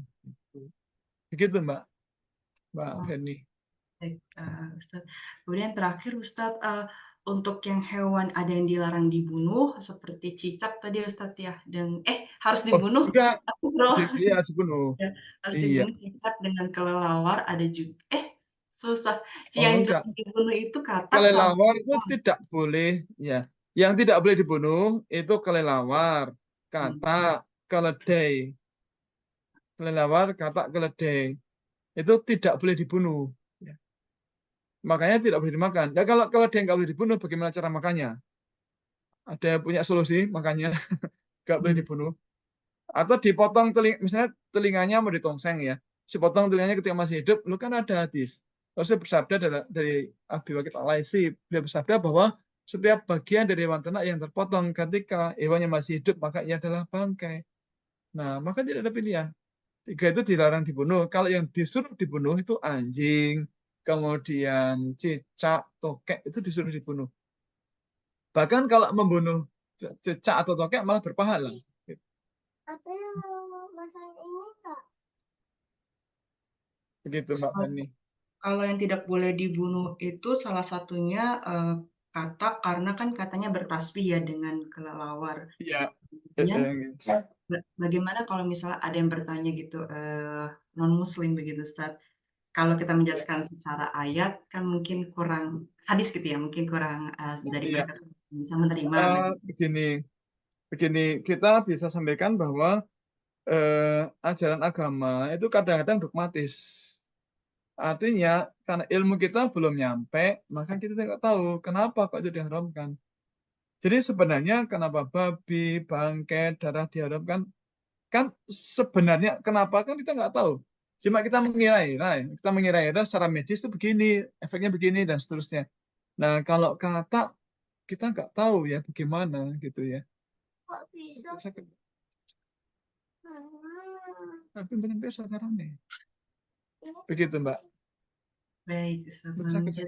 Ya, jazakallah khair, Ustaz. Amin. Jazakallah khairan. Ada lagi Mbak Mega? Ini Ya. Mbak Mega. Baik, Assalamualaikum warahmatullahi wabarakatuh, Ustaz. Mbak Waalaikumsalam. dan juga begini Ustadz, ini menyambung yang tadi berkaitan dengan janin Ustadz. Ini kalau embrio kayak balut gimana Ustadz, yang kayak di Filipina sama Thailand itu boleh apa enggak ya? Boleh, kan dia belum keluar dari tubuh. Oh, Boleh. meskipun itu udah bentuknya udah kayak kelihatan kayak ayam gitu Ustadz ya. Iya, Oh. iya. Cuma tinggal kita siap makannya apa enggak gitu ya. Oh iya, siap apa tidak gitu. Iya. Baik, baik. Kemudian ini Ustadz yang soal menyambung yang bangau? tadi. Iya, bangau tadi itu gimana Ustadz, kayak kingfisher juga kan? Itu kan Iya. omnivora, tapi ikan yang dimakan gitu. Iya, dia pemakan ikan, bukan pemakan daging. Nah, karena pemakan ikan maka boleh. Iya. Seperti singa laut atau anjing laut, hiu itu kan pemakan ikan. Jadi nggak masalah Ustadz ya? Iya, nggak masalah. Yang nggak boleh kalau pemakan bangkai atau pemakan daging hewan yang di darat. Oh iya, iya ada beberapa burung pemakan daging. Iya. Itu saja Ustadz. Jazakallah khairan. Hanya itu Mbak. Gak ada yang lain? Ingin bertanya juga Ustaz. Penasaran itu aja. Oke, Dan. Baik, Ustadz ingin yang bertanya juga terkait dengan dok tadi Ustadz. Kan memang tadi pas di tayangan itu ditembak ya Ustadz. Setelah ditembak itu apa artinya berlaku untuk semua atau sebagian? Apa tetap perlu disembelih juga atau bisa langsung dikonsumsi sebagaimana yang ada di tayangan tadi Ustadz? Iya. Ketika ditembak kan darahnya keluar ya. Darahnya keluar, maka ada yang kemudian matinya cepat, ada yang lambat. Kalau matinya lambat ya disembelih aja gitu ya. Meskipun kalau disembelih darah keluar juga tidak banter karena ibarat apa ya? Bocor kan itu ya, ada bocor, maka jantung ketika memompa darah itu nggak maksimal. Beda kalau hewan masih hidup disembelih, maka jantung akan memompa darah keluar lewat satu titik, itu leher. Nah, dan di situ kan ada saluran makanan, nafas, dan dua pembuluh darah. Tapi kalau ditembak kan nggak jelas kena yang bagian mana. Maka ada yang kadang matinya cepat, ada yang lambat ya.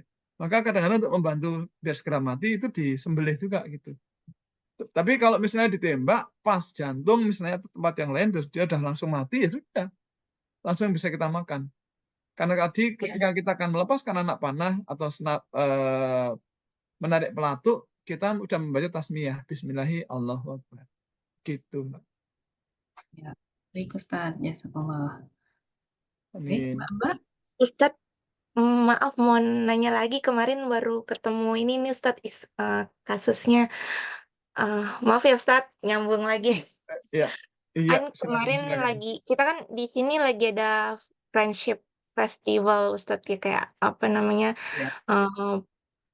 festival budaya sama ada beberapa makanan-makanan dari beberapa negara. Nah ini kemarin kita sempat ngomongin sama beberapa teman, kayak teman-teman dari Turki, itu kan mazhabnya beda sama kita ya Ustadz ya. Tapi kenapa mereka itu kayak dilarang makan beberapa makanan laut kayak udang gitu. Itu kenapa Ustadz ya dasarnya? Kan kalau kita kan pahamnya secara umum makanan apa saja dari laut itu halal ya Ustadz ya. Tapi mereka bilang kalau di mazhabnya mereka itu dilarang Ustadz. Itu benar atau gimana? Apa cuma preferensi pribadi gitu? Iya, karena di Al-Maidah ayat 96 ya, itu kan hewan buruan dari laut kan halal. Sebentar tak lihat. Maidah 96. Ya, di Al-Maidah 96 itu disebutkan bahwa dihalalkan bagimu hewan buruan laut dan makanan yang berasal dari laut sebagai makanan yang lezat bagimu dan bagi orang-orang yang dalam perjalanan, dan diharamkan atasmu menangkap hewan darat selama kamu dalam ihram, dan bertakwalah kepada Allah Subhanahu wa taala yang kepadanya kamu akan dikumpulkan saat kembali setelah meninggal nanti. Jadi jelas di Al-Maidah 96 itu hewan buruan dari laut atau makanan dari laut adalah halal. Nah, udang kan dari laut. Maka kalau karena Allah sudah mengizinkan, ya tidak benar atau tidak tepat kalau kemudian diharamkan. Kalau pribadi is okay, artinya saya nggak makan udang karena alergi, oke lah gitu ya. Tapi kalau menyebutkan dia jadi haram, loh, Allah itu menghalalkan, bahkan di Quran, bukan di hadis, di Quran.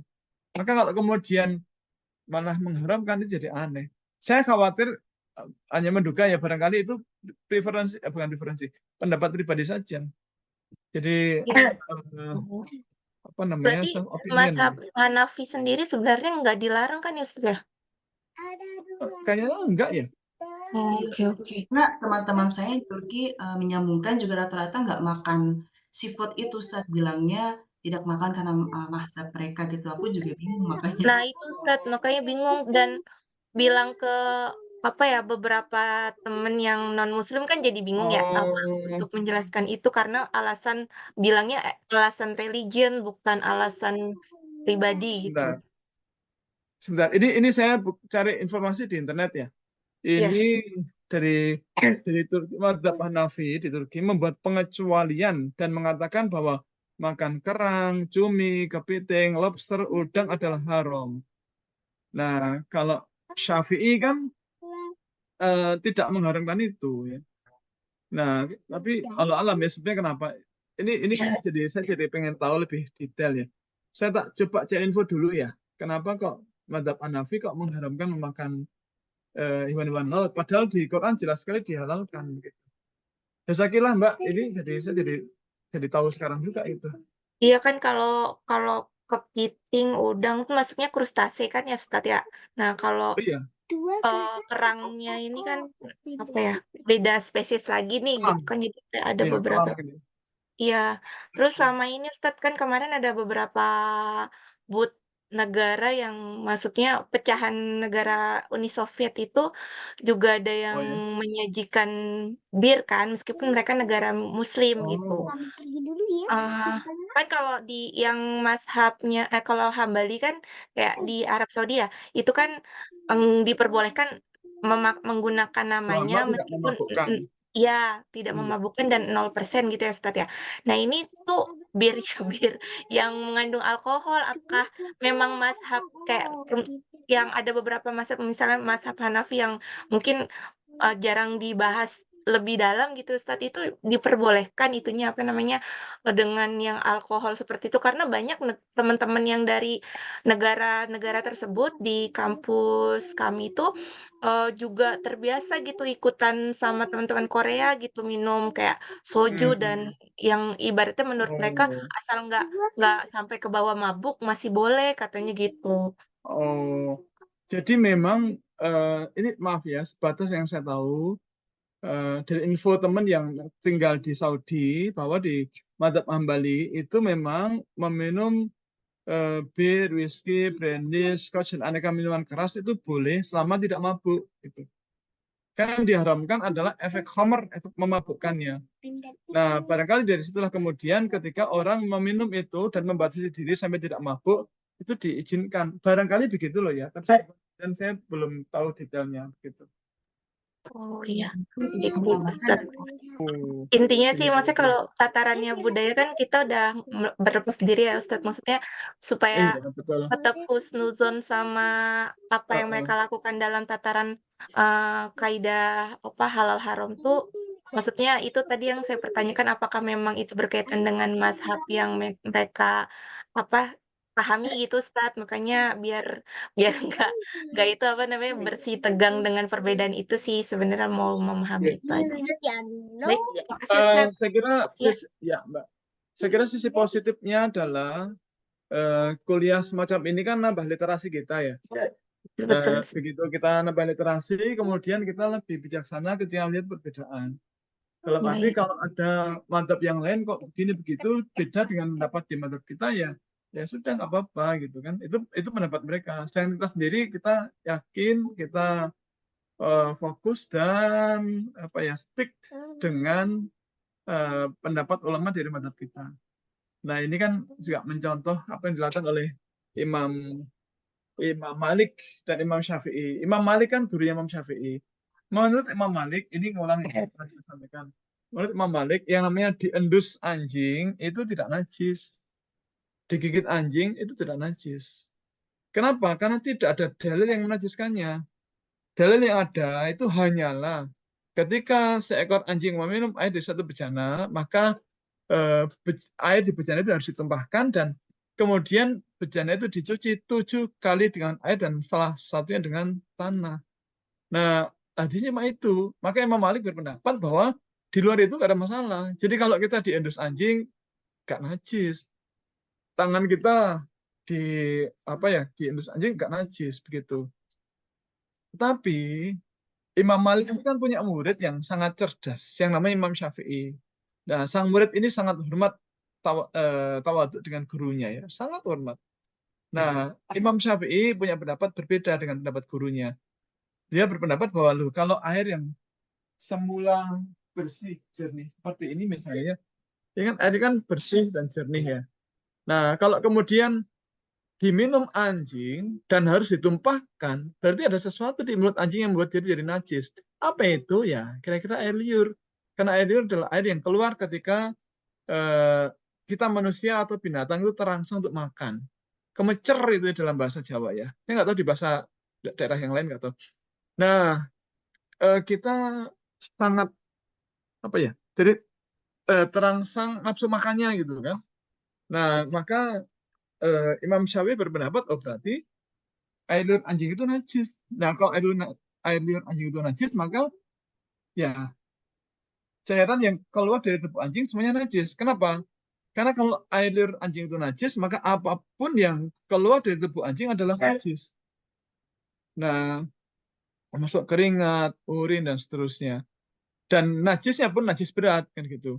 Nah, maka yang menarik adalah, meskipun Imam Malik dan Imam Syafi'i, Imam Malik sebagai guru dan Imam Syafi'i sebagai murid, beda pendapat, tapi mereka tidak pernah berkelahi, tidak pernah saling membuli, tidak pernah saling menjelekkan. Ini menarik sekali. Jadi, ketika sesama Muslim itu ada persamaan pendapat, maka mari kita saling menguatkan. Tetapi kalau ada perbedaan pendapat, maka mari kita saling memaafkan. Oh, itu indah sekali. Artinya umat Islam jadi rukun, damai.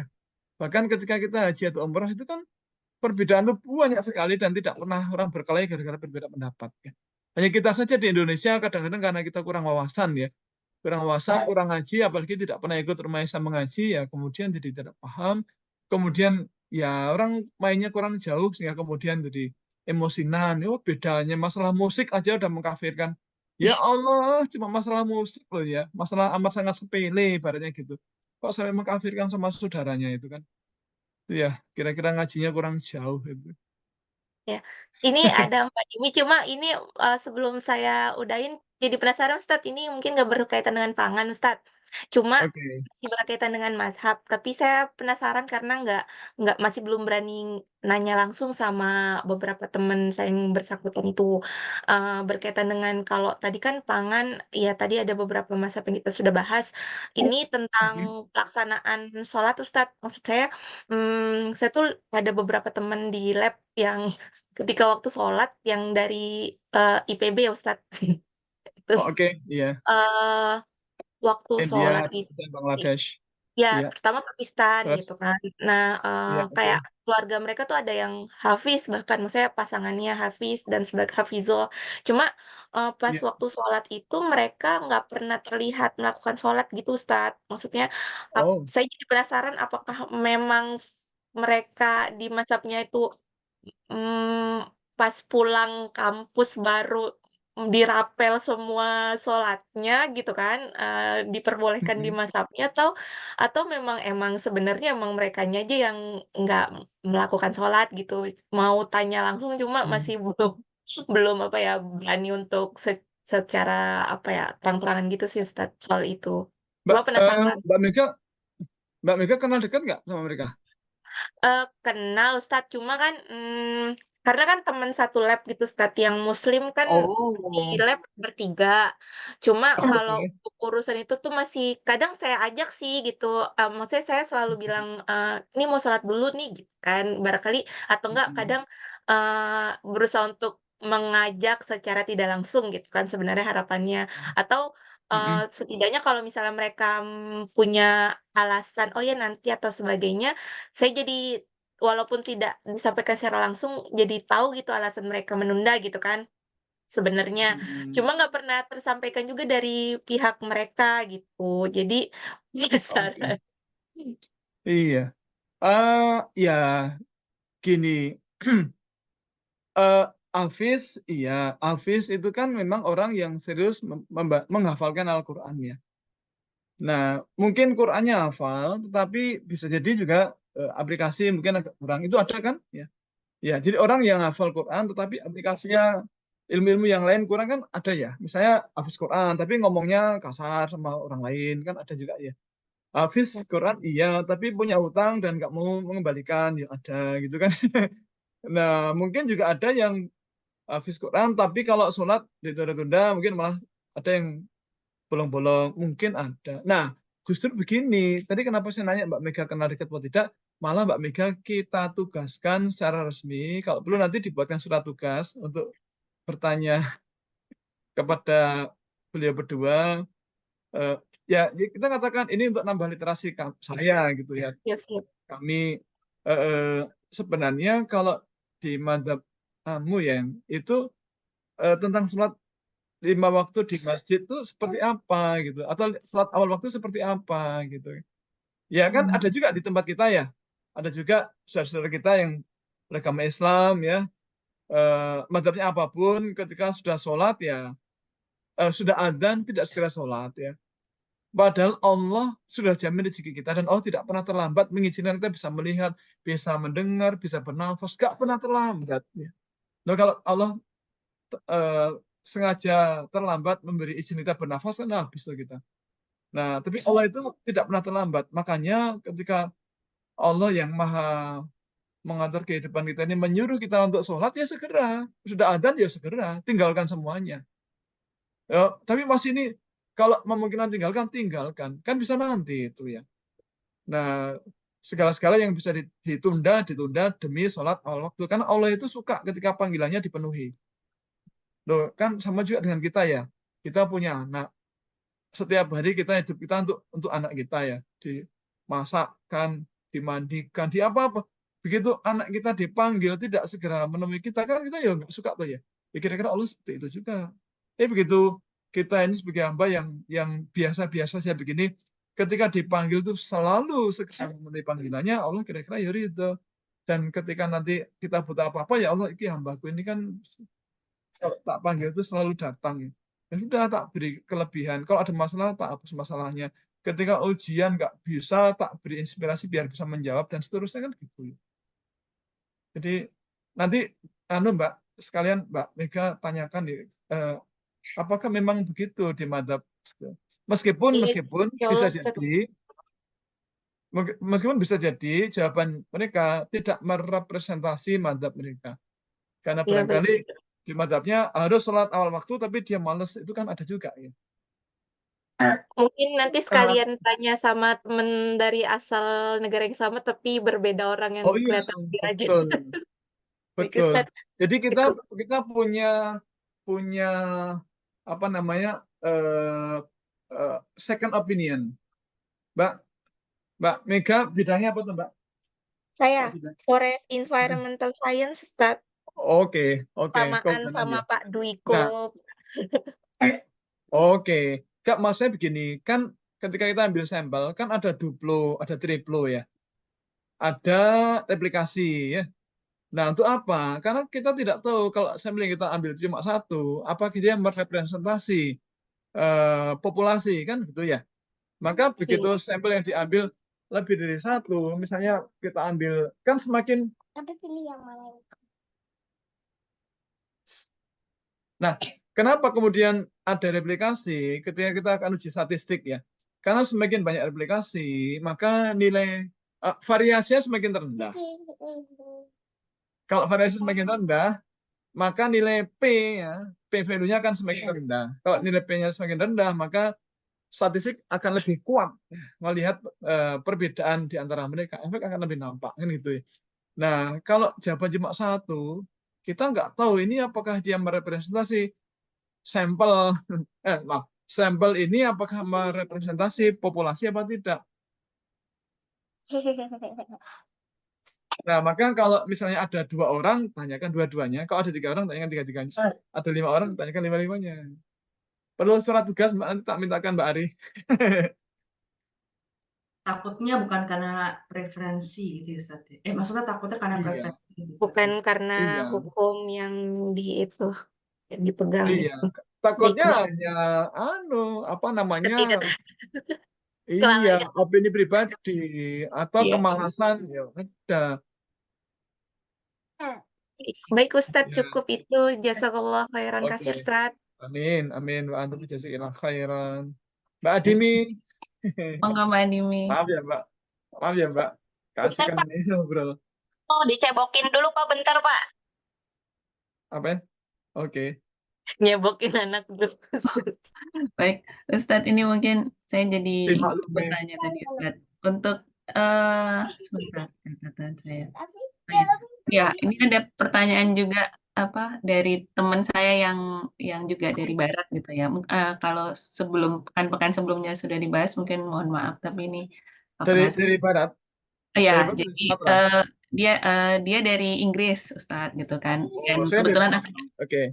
akan ada acara, lalu dia sepertinya Oke. berniat mengundang dan intinya makanan kalau misalnya dia dari alkohol lalu kemudian dicampurkan ke hidangan yang direbus, itu kan kadar alkoholnya hilang ya. Berarti nggak apa-apa kan kalau misalnya kamu konsumsi gitu kan. Nah, saya juga baru Ya. tahu tentang ada logika seperti itu. Jadi, oh saya belum tahu nih. Nanti saya tanyakan dulu ya, karena kan sejauh Iya. ini soalnya hanya kita tidak mengkonsumsi alkohol gitu ya Ustadz ya, seperti itu. Iya. Nah, Jadi begini.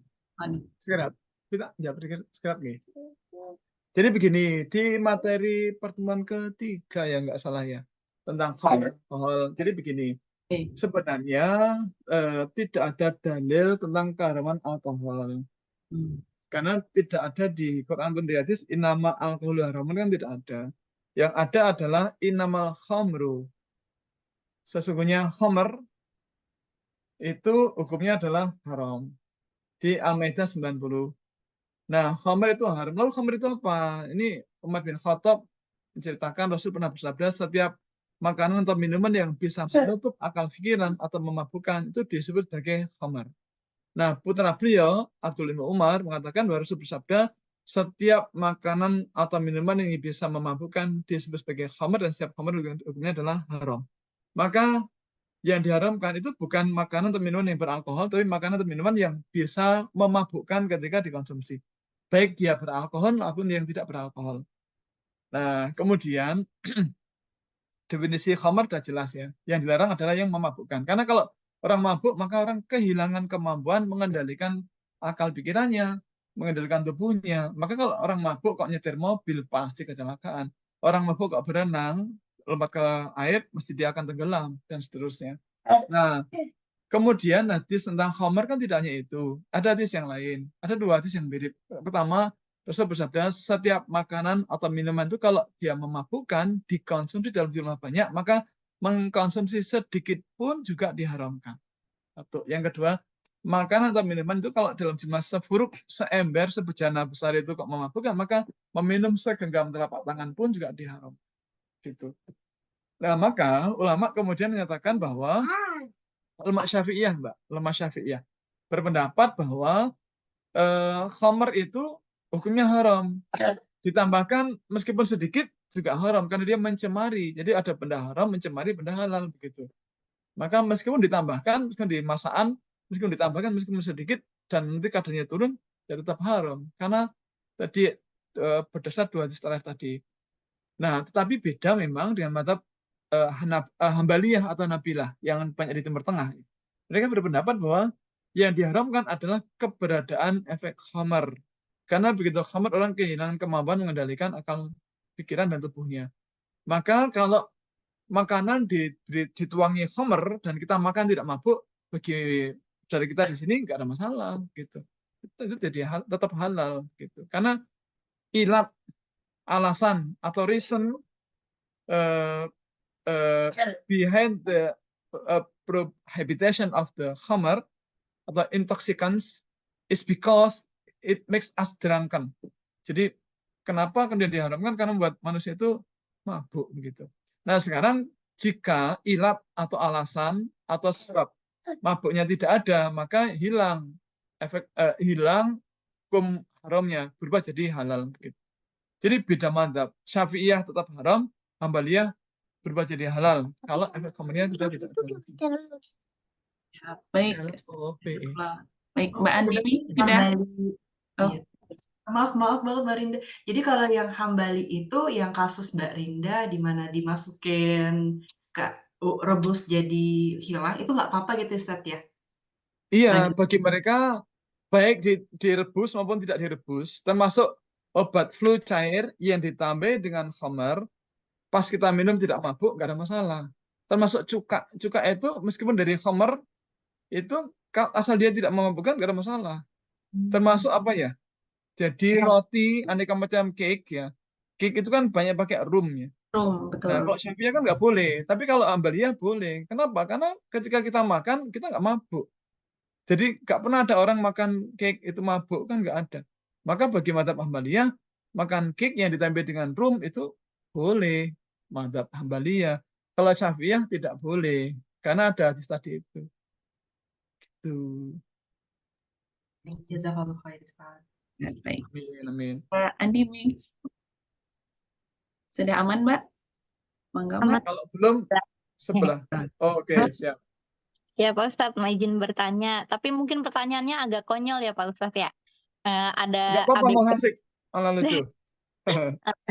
Pertanyaan A, kan tadi kan hewan jalan itu kita nggak boleh mengkonsumsinya ya Pak Ustadz, karena dia kan mengkonsumsi kotorannya. Nah, gimana dengan kalau orang-orang zaman dulu, saya nggak tahu sih kalau sekarang tuh masih ada atau enggak, mereka tuh suka memelihara ikan lele di bawah jambannya, di apa namanya, sepitengnya ya Pak Ustadz ya. Nah itu dia makan kotoran kita, apakah boleh nggak dimakan gitu? Karena kan maksudnya makan ikan kan. Nah terus yang kedua itu, kan tadi katanya kalau semua hewan kayak ikan-ikanan itu kan boleh ya Pak Ustadznya. Nah tapi Ikan-ikanan maksudnya dari plastik atau? Bukan. Dari plastik. Maksudnya tadi hewan laut. Oh, gitu. segala macam ikan. Oke, ya, oke. Siap. Tapi terus tadi ada kalau hewan karnivora itu kan kita nggak boleh makan ya Ustadz, haram ya. Nah, saya pernah ya kayak di Discovery Channel gitu Pak Ustadz, ada hewan ikan piranha itu makan apa namanya, kambing ataupun rusa gitu yang masuk ke sungai atau apa gitu, terus dia makan gitu, dimakan sama si ikan piranha. Nah, kita boleh nggak sih makan ikan piranha Pak Ustadz, kalau misal ternyata gitu hidangan piranha gitu? Itu emang enak Mbak? Ya kita tahu Pak. Belum. Cuman kalau secara hukum apakah boleh memakan ikan piranha gitu, karena dia kan juga bisa makan daging gitu ya kalau misalnya di habitat di. Terus yang ketiga, yang C, kan C. kalau di mazhab Syafi'iyah, alkohol 0% itu kan nggak boleh ya Pak Ustadz. Kayak misal contohnya tuh di Indonesia sekarang yang lagi hits itu soju 0% gitu, yang di Indonesia gitulah, apa, remaja-remaja 0% alkohol. Soju 0% alkohol, tapi bentuknya tuh dia menyerupai soju gitu kan, dari kemasannya dan maksudnya bla bla bla bla bla gitu kan. Nah, tapi gimana ini khususnya untuk mazhab Syafi'i ya, karena kalau Hambali kan kita udah tahu kalau itu boleh. Nah, gimana kalau misalnya di Syafi'iyah ada minuman yang seperti itu, dari segi rasa itu mirip seperti kalau misalnya kita minum bir gitu. Jadi rasanya mirip bir, tapi dia 0 alkohol, tapi dipasarkan dengan nama lain, bukan sebagai alkohol 0%. Misal katakanlah dipasarkan dengan nama minuman aja, misal minuman rasa tape, misal kayak gitu Pak Ustadz gitu. Tapi padahalnya dia adalah minuman yang rasanya menyerupai rasa bir gitu. Mudeng kan ya Pak Ustadz, maksudnya yang saya maksudkan ya? Ya seperti Ya. itu Pak Ustadz, pertanyaan. Tidak mudeng tapi paham. Ya Tidak pokoknya, mudeng tapi paham. tapi Ya, dia ya, tidak ya. sebagai Ya, paham. soft drink ataupun alkohol gitu Pak Ustadz ya. Oke, ya, paham. Anu ya, satu saya dulu ya. Jadi pertama begini, lele yang dipelihara di empang. Ya. Gini, kalau ikan yang kamu dihapus dong gitu, kamu dihapus gitu. Jadi gini, ikan-ikan yang hidup di sungai, apakah makanannya steril, semuanya bersih, atau dia makan apapun yang ada di sungai? Apapun kan? Ada bangkai, ada kotoran, bahkan mungkin kotoran manusia dibuang ke situ juga dimakan ikan yang ada di sungai.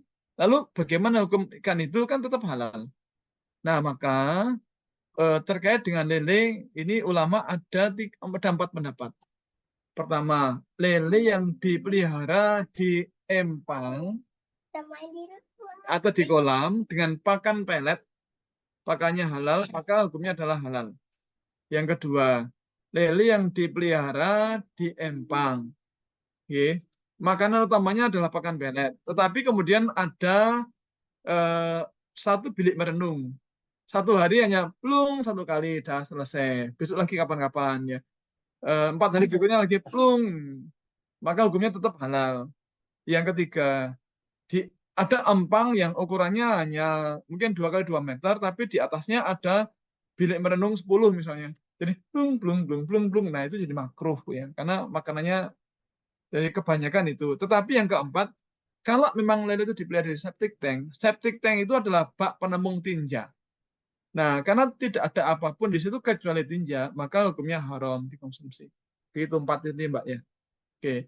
Nah, jadi cuma begini, kalau ada orang mengatakan lele konsumsi dipelihara di septic tank, itu saya kira itu masih sampai saat ini keyakinan saya itu hoax ya. Kenapa? Karena lele konsumsi tidak ada yang dipelihara di septic tank. Nah, kalau dipelihara di septic tank, bagaimana cara ngecek lelenya sudah dewasa atau belum? Apakah dibuka terus dipakai galah itu dikereker gitu? Kan nggak ada itu.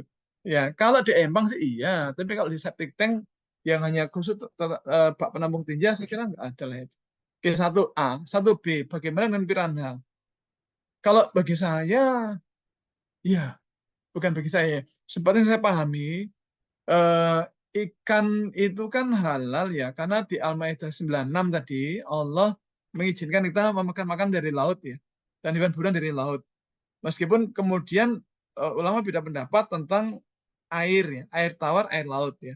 Apakah ikan-ikan di air tawar juga dihukumi sama dengan ikan-ikan di air laut ya. Nah, kalau di air laut kan ikan hiu juga halal. Kan hiu kan juga makan manusia kalau manusia terjun ke apa namanya ke laut dengan tidak menggunakan pakaian yang menutup ya. Jadi kilatan telapak kaki itu bisa menarik perhatian hiu. Makanya harus menggunakan kaki yang ada siripnya itu ya. Untuk yang warnanya hitam untuk mensamarkan dan tidak menarik perhatian hiu. Tuh, jadi bagaimana dengan piranha ya, batas literasi kita bahwa ulama ada 2 pendapat, ada yang mengharamkan karena dia karnivora, pemakan hewan-hewan ya. Jadi kalau ada ayam dimasukkan ke situ dimakan sama piranha, ada saya pernah lihat di Jakarta ya kalau nggak salah ya, ada SeaWorld ya, SeaWorld. Itu bangkai kambing dilempar ke kolam ikan piranha, dimakan semuanya dia. Nah, ada pula ulama berpendapat hukumnya tetap halal. Dirujukkan pada Al-Maidah 96. Yang ketiga kalau saya udahlah, yurun karuan enak, mending yang lain ya. Mending ikan-ikan yang lain yang jelas enak itu kan daripada piranha yang juga risiko tinggi daripada nanti kita mau makan piranhanya gitu. Yang ketiga, bagaimana dengan maaf, tadi ketiga apa jadi lupa. Apa? Jangan bikin dipet. Jadi ketika apa? Ketika itu Lupa ya. minuman. Oh ya, oke, sudah mudeng sekarang. Oke. Nah, begini. Ulama-ulama Syafi'iyah berpendapat bahwa al-wasilatu ila haramun haram. Segala pengimitasian dengan produk haram hukumnya adalah haram. Jadi gini, ada kaidah fikih yang dipakai para ulama Syafi'iyah, yaitu al-wasilatu ila haramun haram. Segala pengimitasian atau penyerupaan dengan produk haram itu diharamkan. Kan dikhawatirkan orang akan nyoba-nyoba, loh ini kok enak ya, jangan-jangan kalau yang beneran itu enak beneran. Makanya penamaan dengan produk haram itu diharamkan. Meskipun dia halal dzati, tetapi karena penamaannya misalnya diberi nama soju, kemudian whisky brandy, ulama Syafi'iyah tetap mengharamkannya. Atau rasanya dibuat mirip, aromanya dibuat mirip, itu pun ulama-ulama Syafi'iyah cenderung mengharamkannya karena dikhawatirkan orang kemudian nyoba-nyoba itu kok enak ya, jangan-jangan kalau itu bener-beneran soju, bener-bener enak kan gitu. Jadi supaya orang tidak nyoba-nyoba, maka ulama Syafi'iyah tetap mengharamkannya. Kira-kira demikian ya Mbak Dini. Oh ya Pak. Ya terima kasih Pak. Siap. Baik, masih ada satu Ustaz, tidak apa-apa ya, ada Mbak Nana Ustaz. Silakan Mbak Nana. Enggak, Mbak Nana. Ustadz mau nanya Ustadz, Terakhir tadi ya? udah saya tulis. Iya, itu Ustadz kalau yang kita makan dancing shrimp tuh boleh nggak sih Ustadz? Yang kayak di Thailand kan lagi banyak tuh yang makan udang hidup-hidup, Oh dia ada sensasi kayak gelitiknya di mana di mulut iya. gitu. Iya boleh nggak sih Ustadz? Boleh. Hukumnya bagaimana itu? Itu yang Boleh, satu A. Boleh Ustadz, nggak boleh, masalah ya? boleh. Nggak harus mati Boleh. dulu ya? Enggak, iya. Nggak Ustadz, aku saya kira kayak Boleh. nyiksa hewannya nggak sih Ustadz? Maksudnya nggak langsung, jadi kan itu kan masih hidup di mulut Iya kita sih. Ustadz gitu. Itu nggak nyiksa Iya. ya hitungannya ya? Ya kita tidak tahu apakah hewannya tersiksa apa tidak. Ya gini aja lah, kalau kita masak ya jangan digitukan ya. Hewannya dibuat dia mati dulu gitu ya, setelah mati baru di kan biar tidak kesakitan. Cuma apakah dia sakit beneran kan kita nggak tahu ya. Jadi kalau kita udahlah daripada gitu ya mending cari yang lain. Jadi yang udah mati atau di tubuhnya dibelah dulu, saat dia mati baru kemudian digoreng. Kan maunya kan fresh itu ya. Highly fresh fish atau fresh prawn gitu ya. Nah, kalau kita ngejar freshnya, ya udah digunting jadikan dua dulu, baru kemudian dilempar ke wajan kan sama juga freshnya itu ya. Cuma sensasi dia dancing itu kan kita mungkin dicari orang ya sensasinya itu ya. Iya. Begitu. Jadi sebenarnya boleh Ustadz ya hukum asalnya ya sebenarnya ya. Iya begitu. Oh, termasuk kalau misalkan bunuh ikan kayak dulu kan kalau lele kan suka dibunuh dengan cara kayak kita kasih garam Ustadz. Matinya kan agak lama daripada digebuk gitu Ustadz. Itu juga nggak apa-apa ya? Iya, nggak apa-apa. Apa ya? Bahkan belut juga begitu. Iya. Diberi garam supaya nggak bisa nafas. Kan penafasnya kan difusi tuh dari kulit. Nah kalau kemudian kulitnya dibuat kering dengan garam, ya dia nggak bisa nafas, akhirnya mati. Oh, jadi nggak masalah ya. Oke, satu Ustadz, satu lagi masalah cicak Ustadz. Oke. Itu cicak sebenarnya hewannya hewan najis nggak sih Ustadz? Karena saya pernah dengar ada yang najis yang enggak. Misalkan kalau makanan kita nih kena cicak gitu. Nah itu sebenarnya apakah tempatnya harus kita bilas dulu gitu atau bukan hewan najis ya Ustadz kalau cicak itu? Bukan. Jadi cicak itu bukan hewan najis, tetapi ulama-ulama Syafi'iyah berpendapat kotoran cicak itu najis. Kenapa? Karena kotoran binatang yang dagingnya haram itu kotor dan najis. Tapi kotoran binatang yang dagingnya halal itu kotor tapi tidak najis. Kan ada hadis tentang izin Rasul sholat di kandang kambing. Kan ada itu ya beberapa hadis ya. Nah, kemudian ada Rasul mengizinkan sahabat meminum air kencing unta. Berarti unta, kemudian kambing, domba itu kotor tapi tidak najis. Kalau najis tentu tidak mungkin Rasul sholat di kandang kambing. Rasul tidak mungkin menyuruh sahabat meminum air kencing unta kan gitu. Jadi kotoran binatang yang dagingnya halal itu kotor tapi tidak najis. Sebaliknya kotoran binatang yang dagingnya haram maka dia kotor dan najis. Kotoran babi, kotoran anjing itu kotor dan najis. Kenapa? Karena mereka adalah binatang yang dagingnya haram dikonsumsi. Nah sekarang cicak. Kan ulama-ulama Syafi'iyah berpendapat cicak itu kan haram dimakan. Nah, karena haram dimakan, maka kotorannya najis. Begitu. Kalau fisiknya bagaimana? Ya, fisiknya tidak najis. Yang najis adalah kotorannya. Gitu. Oh, jadi kalau ada Berpengaruh termasuk cicak najis hinggap di sedang. makanan kita, itu masih boleh dimakan, Ustadz. Kita singkirkan gitu misalkan, itu Masih, nggak masalah ya. iya, Asal nggak kena boleh. kotoran itu, Ustadz ya. Atau Oh, gini diberi tulisan ya, cicak dilarang mendekat. Kalau mendekat awas. iya ya, cuma kotorannya Ustadz berarti ya. Iya, Oke, ya, makasih iya, Ustadz. iya. Tapi kalau pas mati Iya. Ustadz, misalkan cicaknya udah mati, masuknya bangkai, itu udah jadi Oh najis ya nggak? bangkai. Berarti najis ya, berarti Nah, atau kena tentang gitu. iya, tentang kenajisan bangkai itu ulama juga beda pendapat ya. Maksudnya beda pendapat itu ya kan najis itu kan ada najis ringan, najis sedang, najis berat. Nah sekarang ada nggak dalil di mana kemudian ketika ada eh, apa namanya badan kita atau tangan kita tersentuh bangkai cicak kemudian najis harus dengan cara khusus, kan nggak ada itu ya. Nah karena tidak ada cenderung ulama mengatakan tidak najis. Gitu.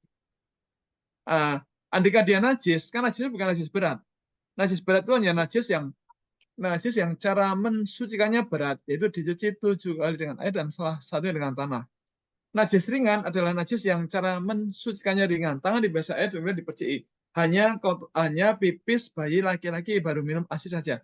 Nah, di antara mereka semuanya itu ada najis sedang. Maka andekan kemudian kotoran cicak atau tubuh cicak dikatakan sebagai najis, maka dia najis sedang.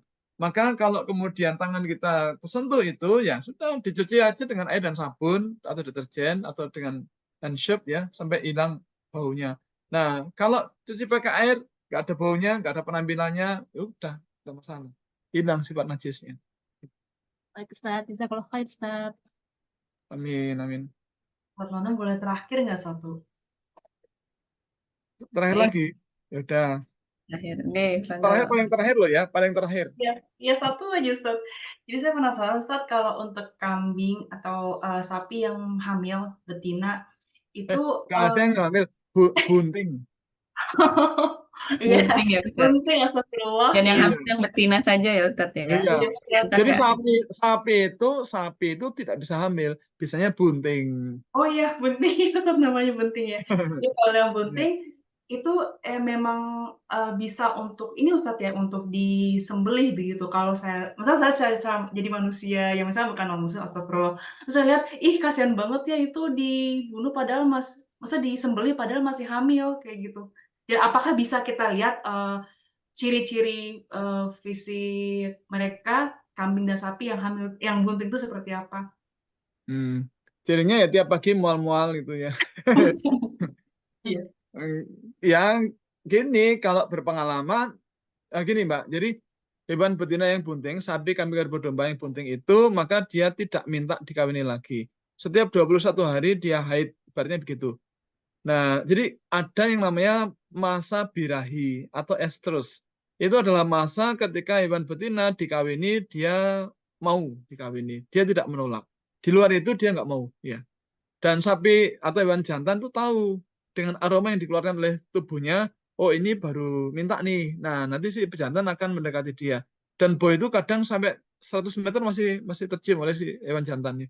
Nah, di luar masa itu, di luar masa 21 hari itu, ya kalau dikawini nggak mungkin jadi gitu. Nah, dipaksa pun nggak mungkin jadi. Karena hanya di masa puncak itu yang kemudian bisa jadi. Di masa ketika sel telur baru di puncak, kemudian sperma kalau masuk itu insya Allah langsung bisa bunting. Gitu. Nah, maka kemudian bagaimana cara ngecek hewan itu sudah bunting atau belum? Pertama ya, dia minta lagi atau tidak di 21 hari berikutnya. Jadi kalau misalnya dikawinkan ya, kemudian mestinya paling lama 21 hari kemudian dia akan minta lagi, minta dikawini lagi. Kalau dia tidak minta, patut diduga dia mungkin hamil, bunting maaf, jadi ketularan tuh aku. Nah kemudian cek lagi 21 hari berikutnya dia minta lagi atau tidak. Kalau tidak berarti fix. Apalagi nanti dicek urin ya, dicek urin pakai positif, nah, dia nampak ada berapa Mbak? 2 strip ya. Nah nanti berarti dia bunting. Bisa ya Ustadz ya? Ya. Bisa. Kan hanya berbasis PGF2 alfa. Ya, bisa. Kemudian perutnya yang kanan membesar gitu. Ya. Kalau yang kiri kan lambung ya, itu yang kanan. Ya begitu. Terus ya dicek ya di pagi hari dia mual muntah atau tidak. Dia nyidam atau tidak. Gitu. Jadi Ustadz itu diperbolehkan Ustadz walaupun dalam keadaan bunting gitu Penting. untuk beli? Boleh, boleh.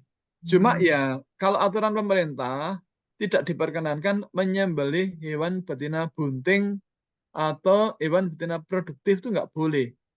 Karena akan mengganggu populasi. Ya.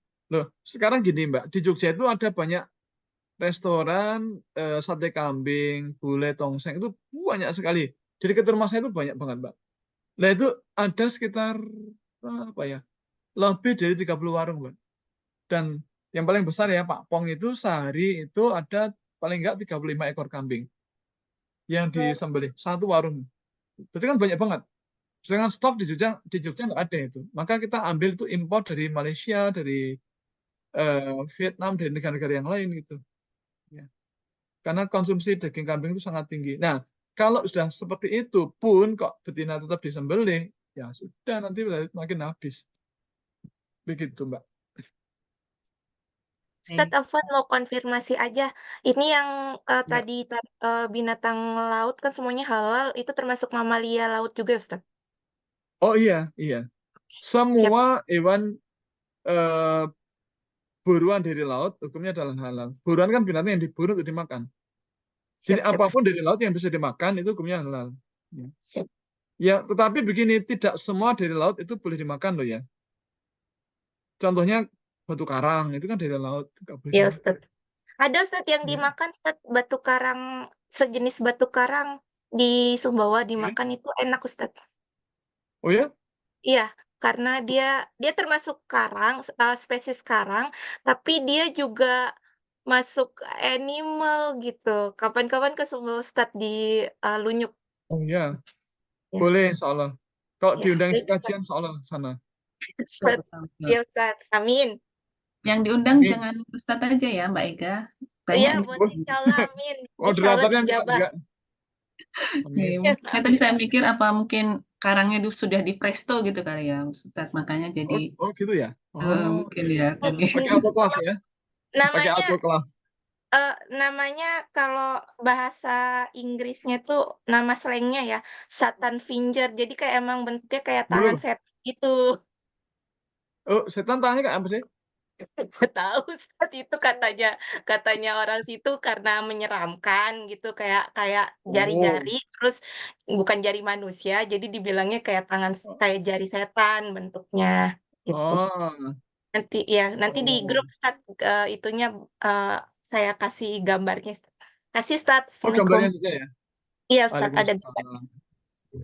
Ya, baik Ustadz, insya Allah waktunya juga sudah berakhir ini, meskipun mungkin masih banyak yang didiskusikan, nanti bisa disambung di pertemuan selanjutnya ya Ustadz. Terima kasih jazakallah khairan atas kehadirannya pada pekan hari ini. Jazakallah khairan juga untuk ibu-ibu, mbak-mbak, kakak-kakak yang sudah hadir. Jangan lupa ada door prize. Ada door prize. Biasanya saya yang diminta untuk menunjuk. Ya, Ustaz. Yang terbaik ya. Terbaik sekiranya dari Mbak Nana ya. Mbak Nana, oke, Mbak Nana. Mbak Nana, barakallah Mbak Nana. Mbak Nana. Iya, alhamdulillah. Insyaallah. Baik, demikian Ustaz untuk pertemuan hari ini. Barakallah ke Mbak Nana. Insyaallah kita bertemu lagi di sesi selanjutnya setelah ini. Baik, kalau begitu kita tutup dengan bersama-sama membaca doa kifaratul majelis dan hamdalah ya. Subhanakallahumma wa bihamdika asyhadu an la ilaha illa anta astaghfiruka wa atubu ilaik. Baik, alhamdulillahirabbil alamin. Izin kami tutup, Ustadz. Akhirul kalam. Wassalamualaikum warahmatullahi wabarakatuh.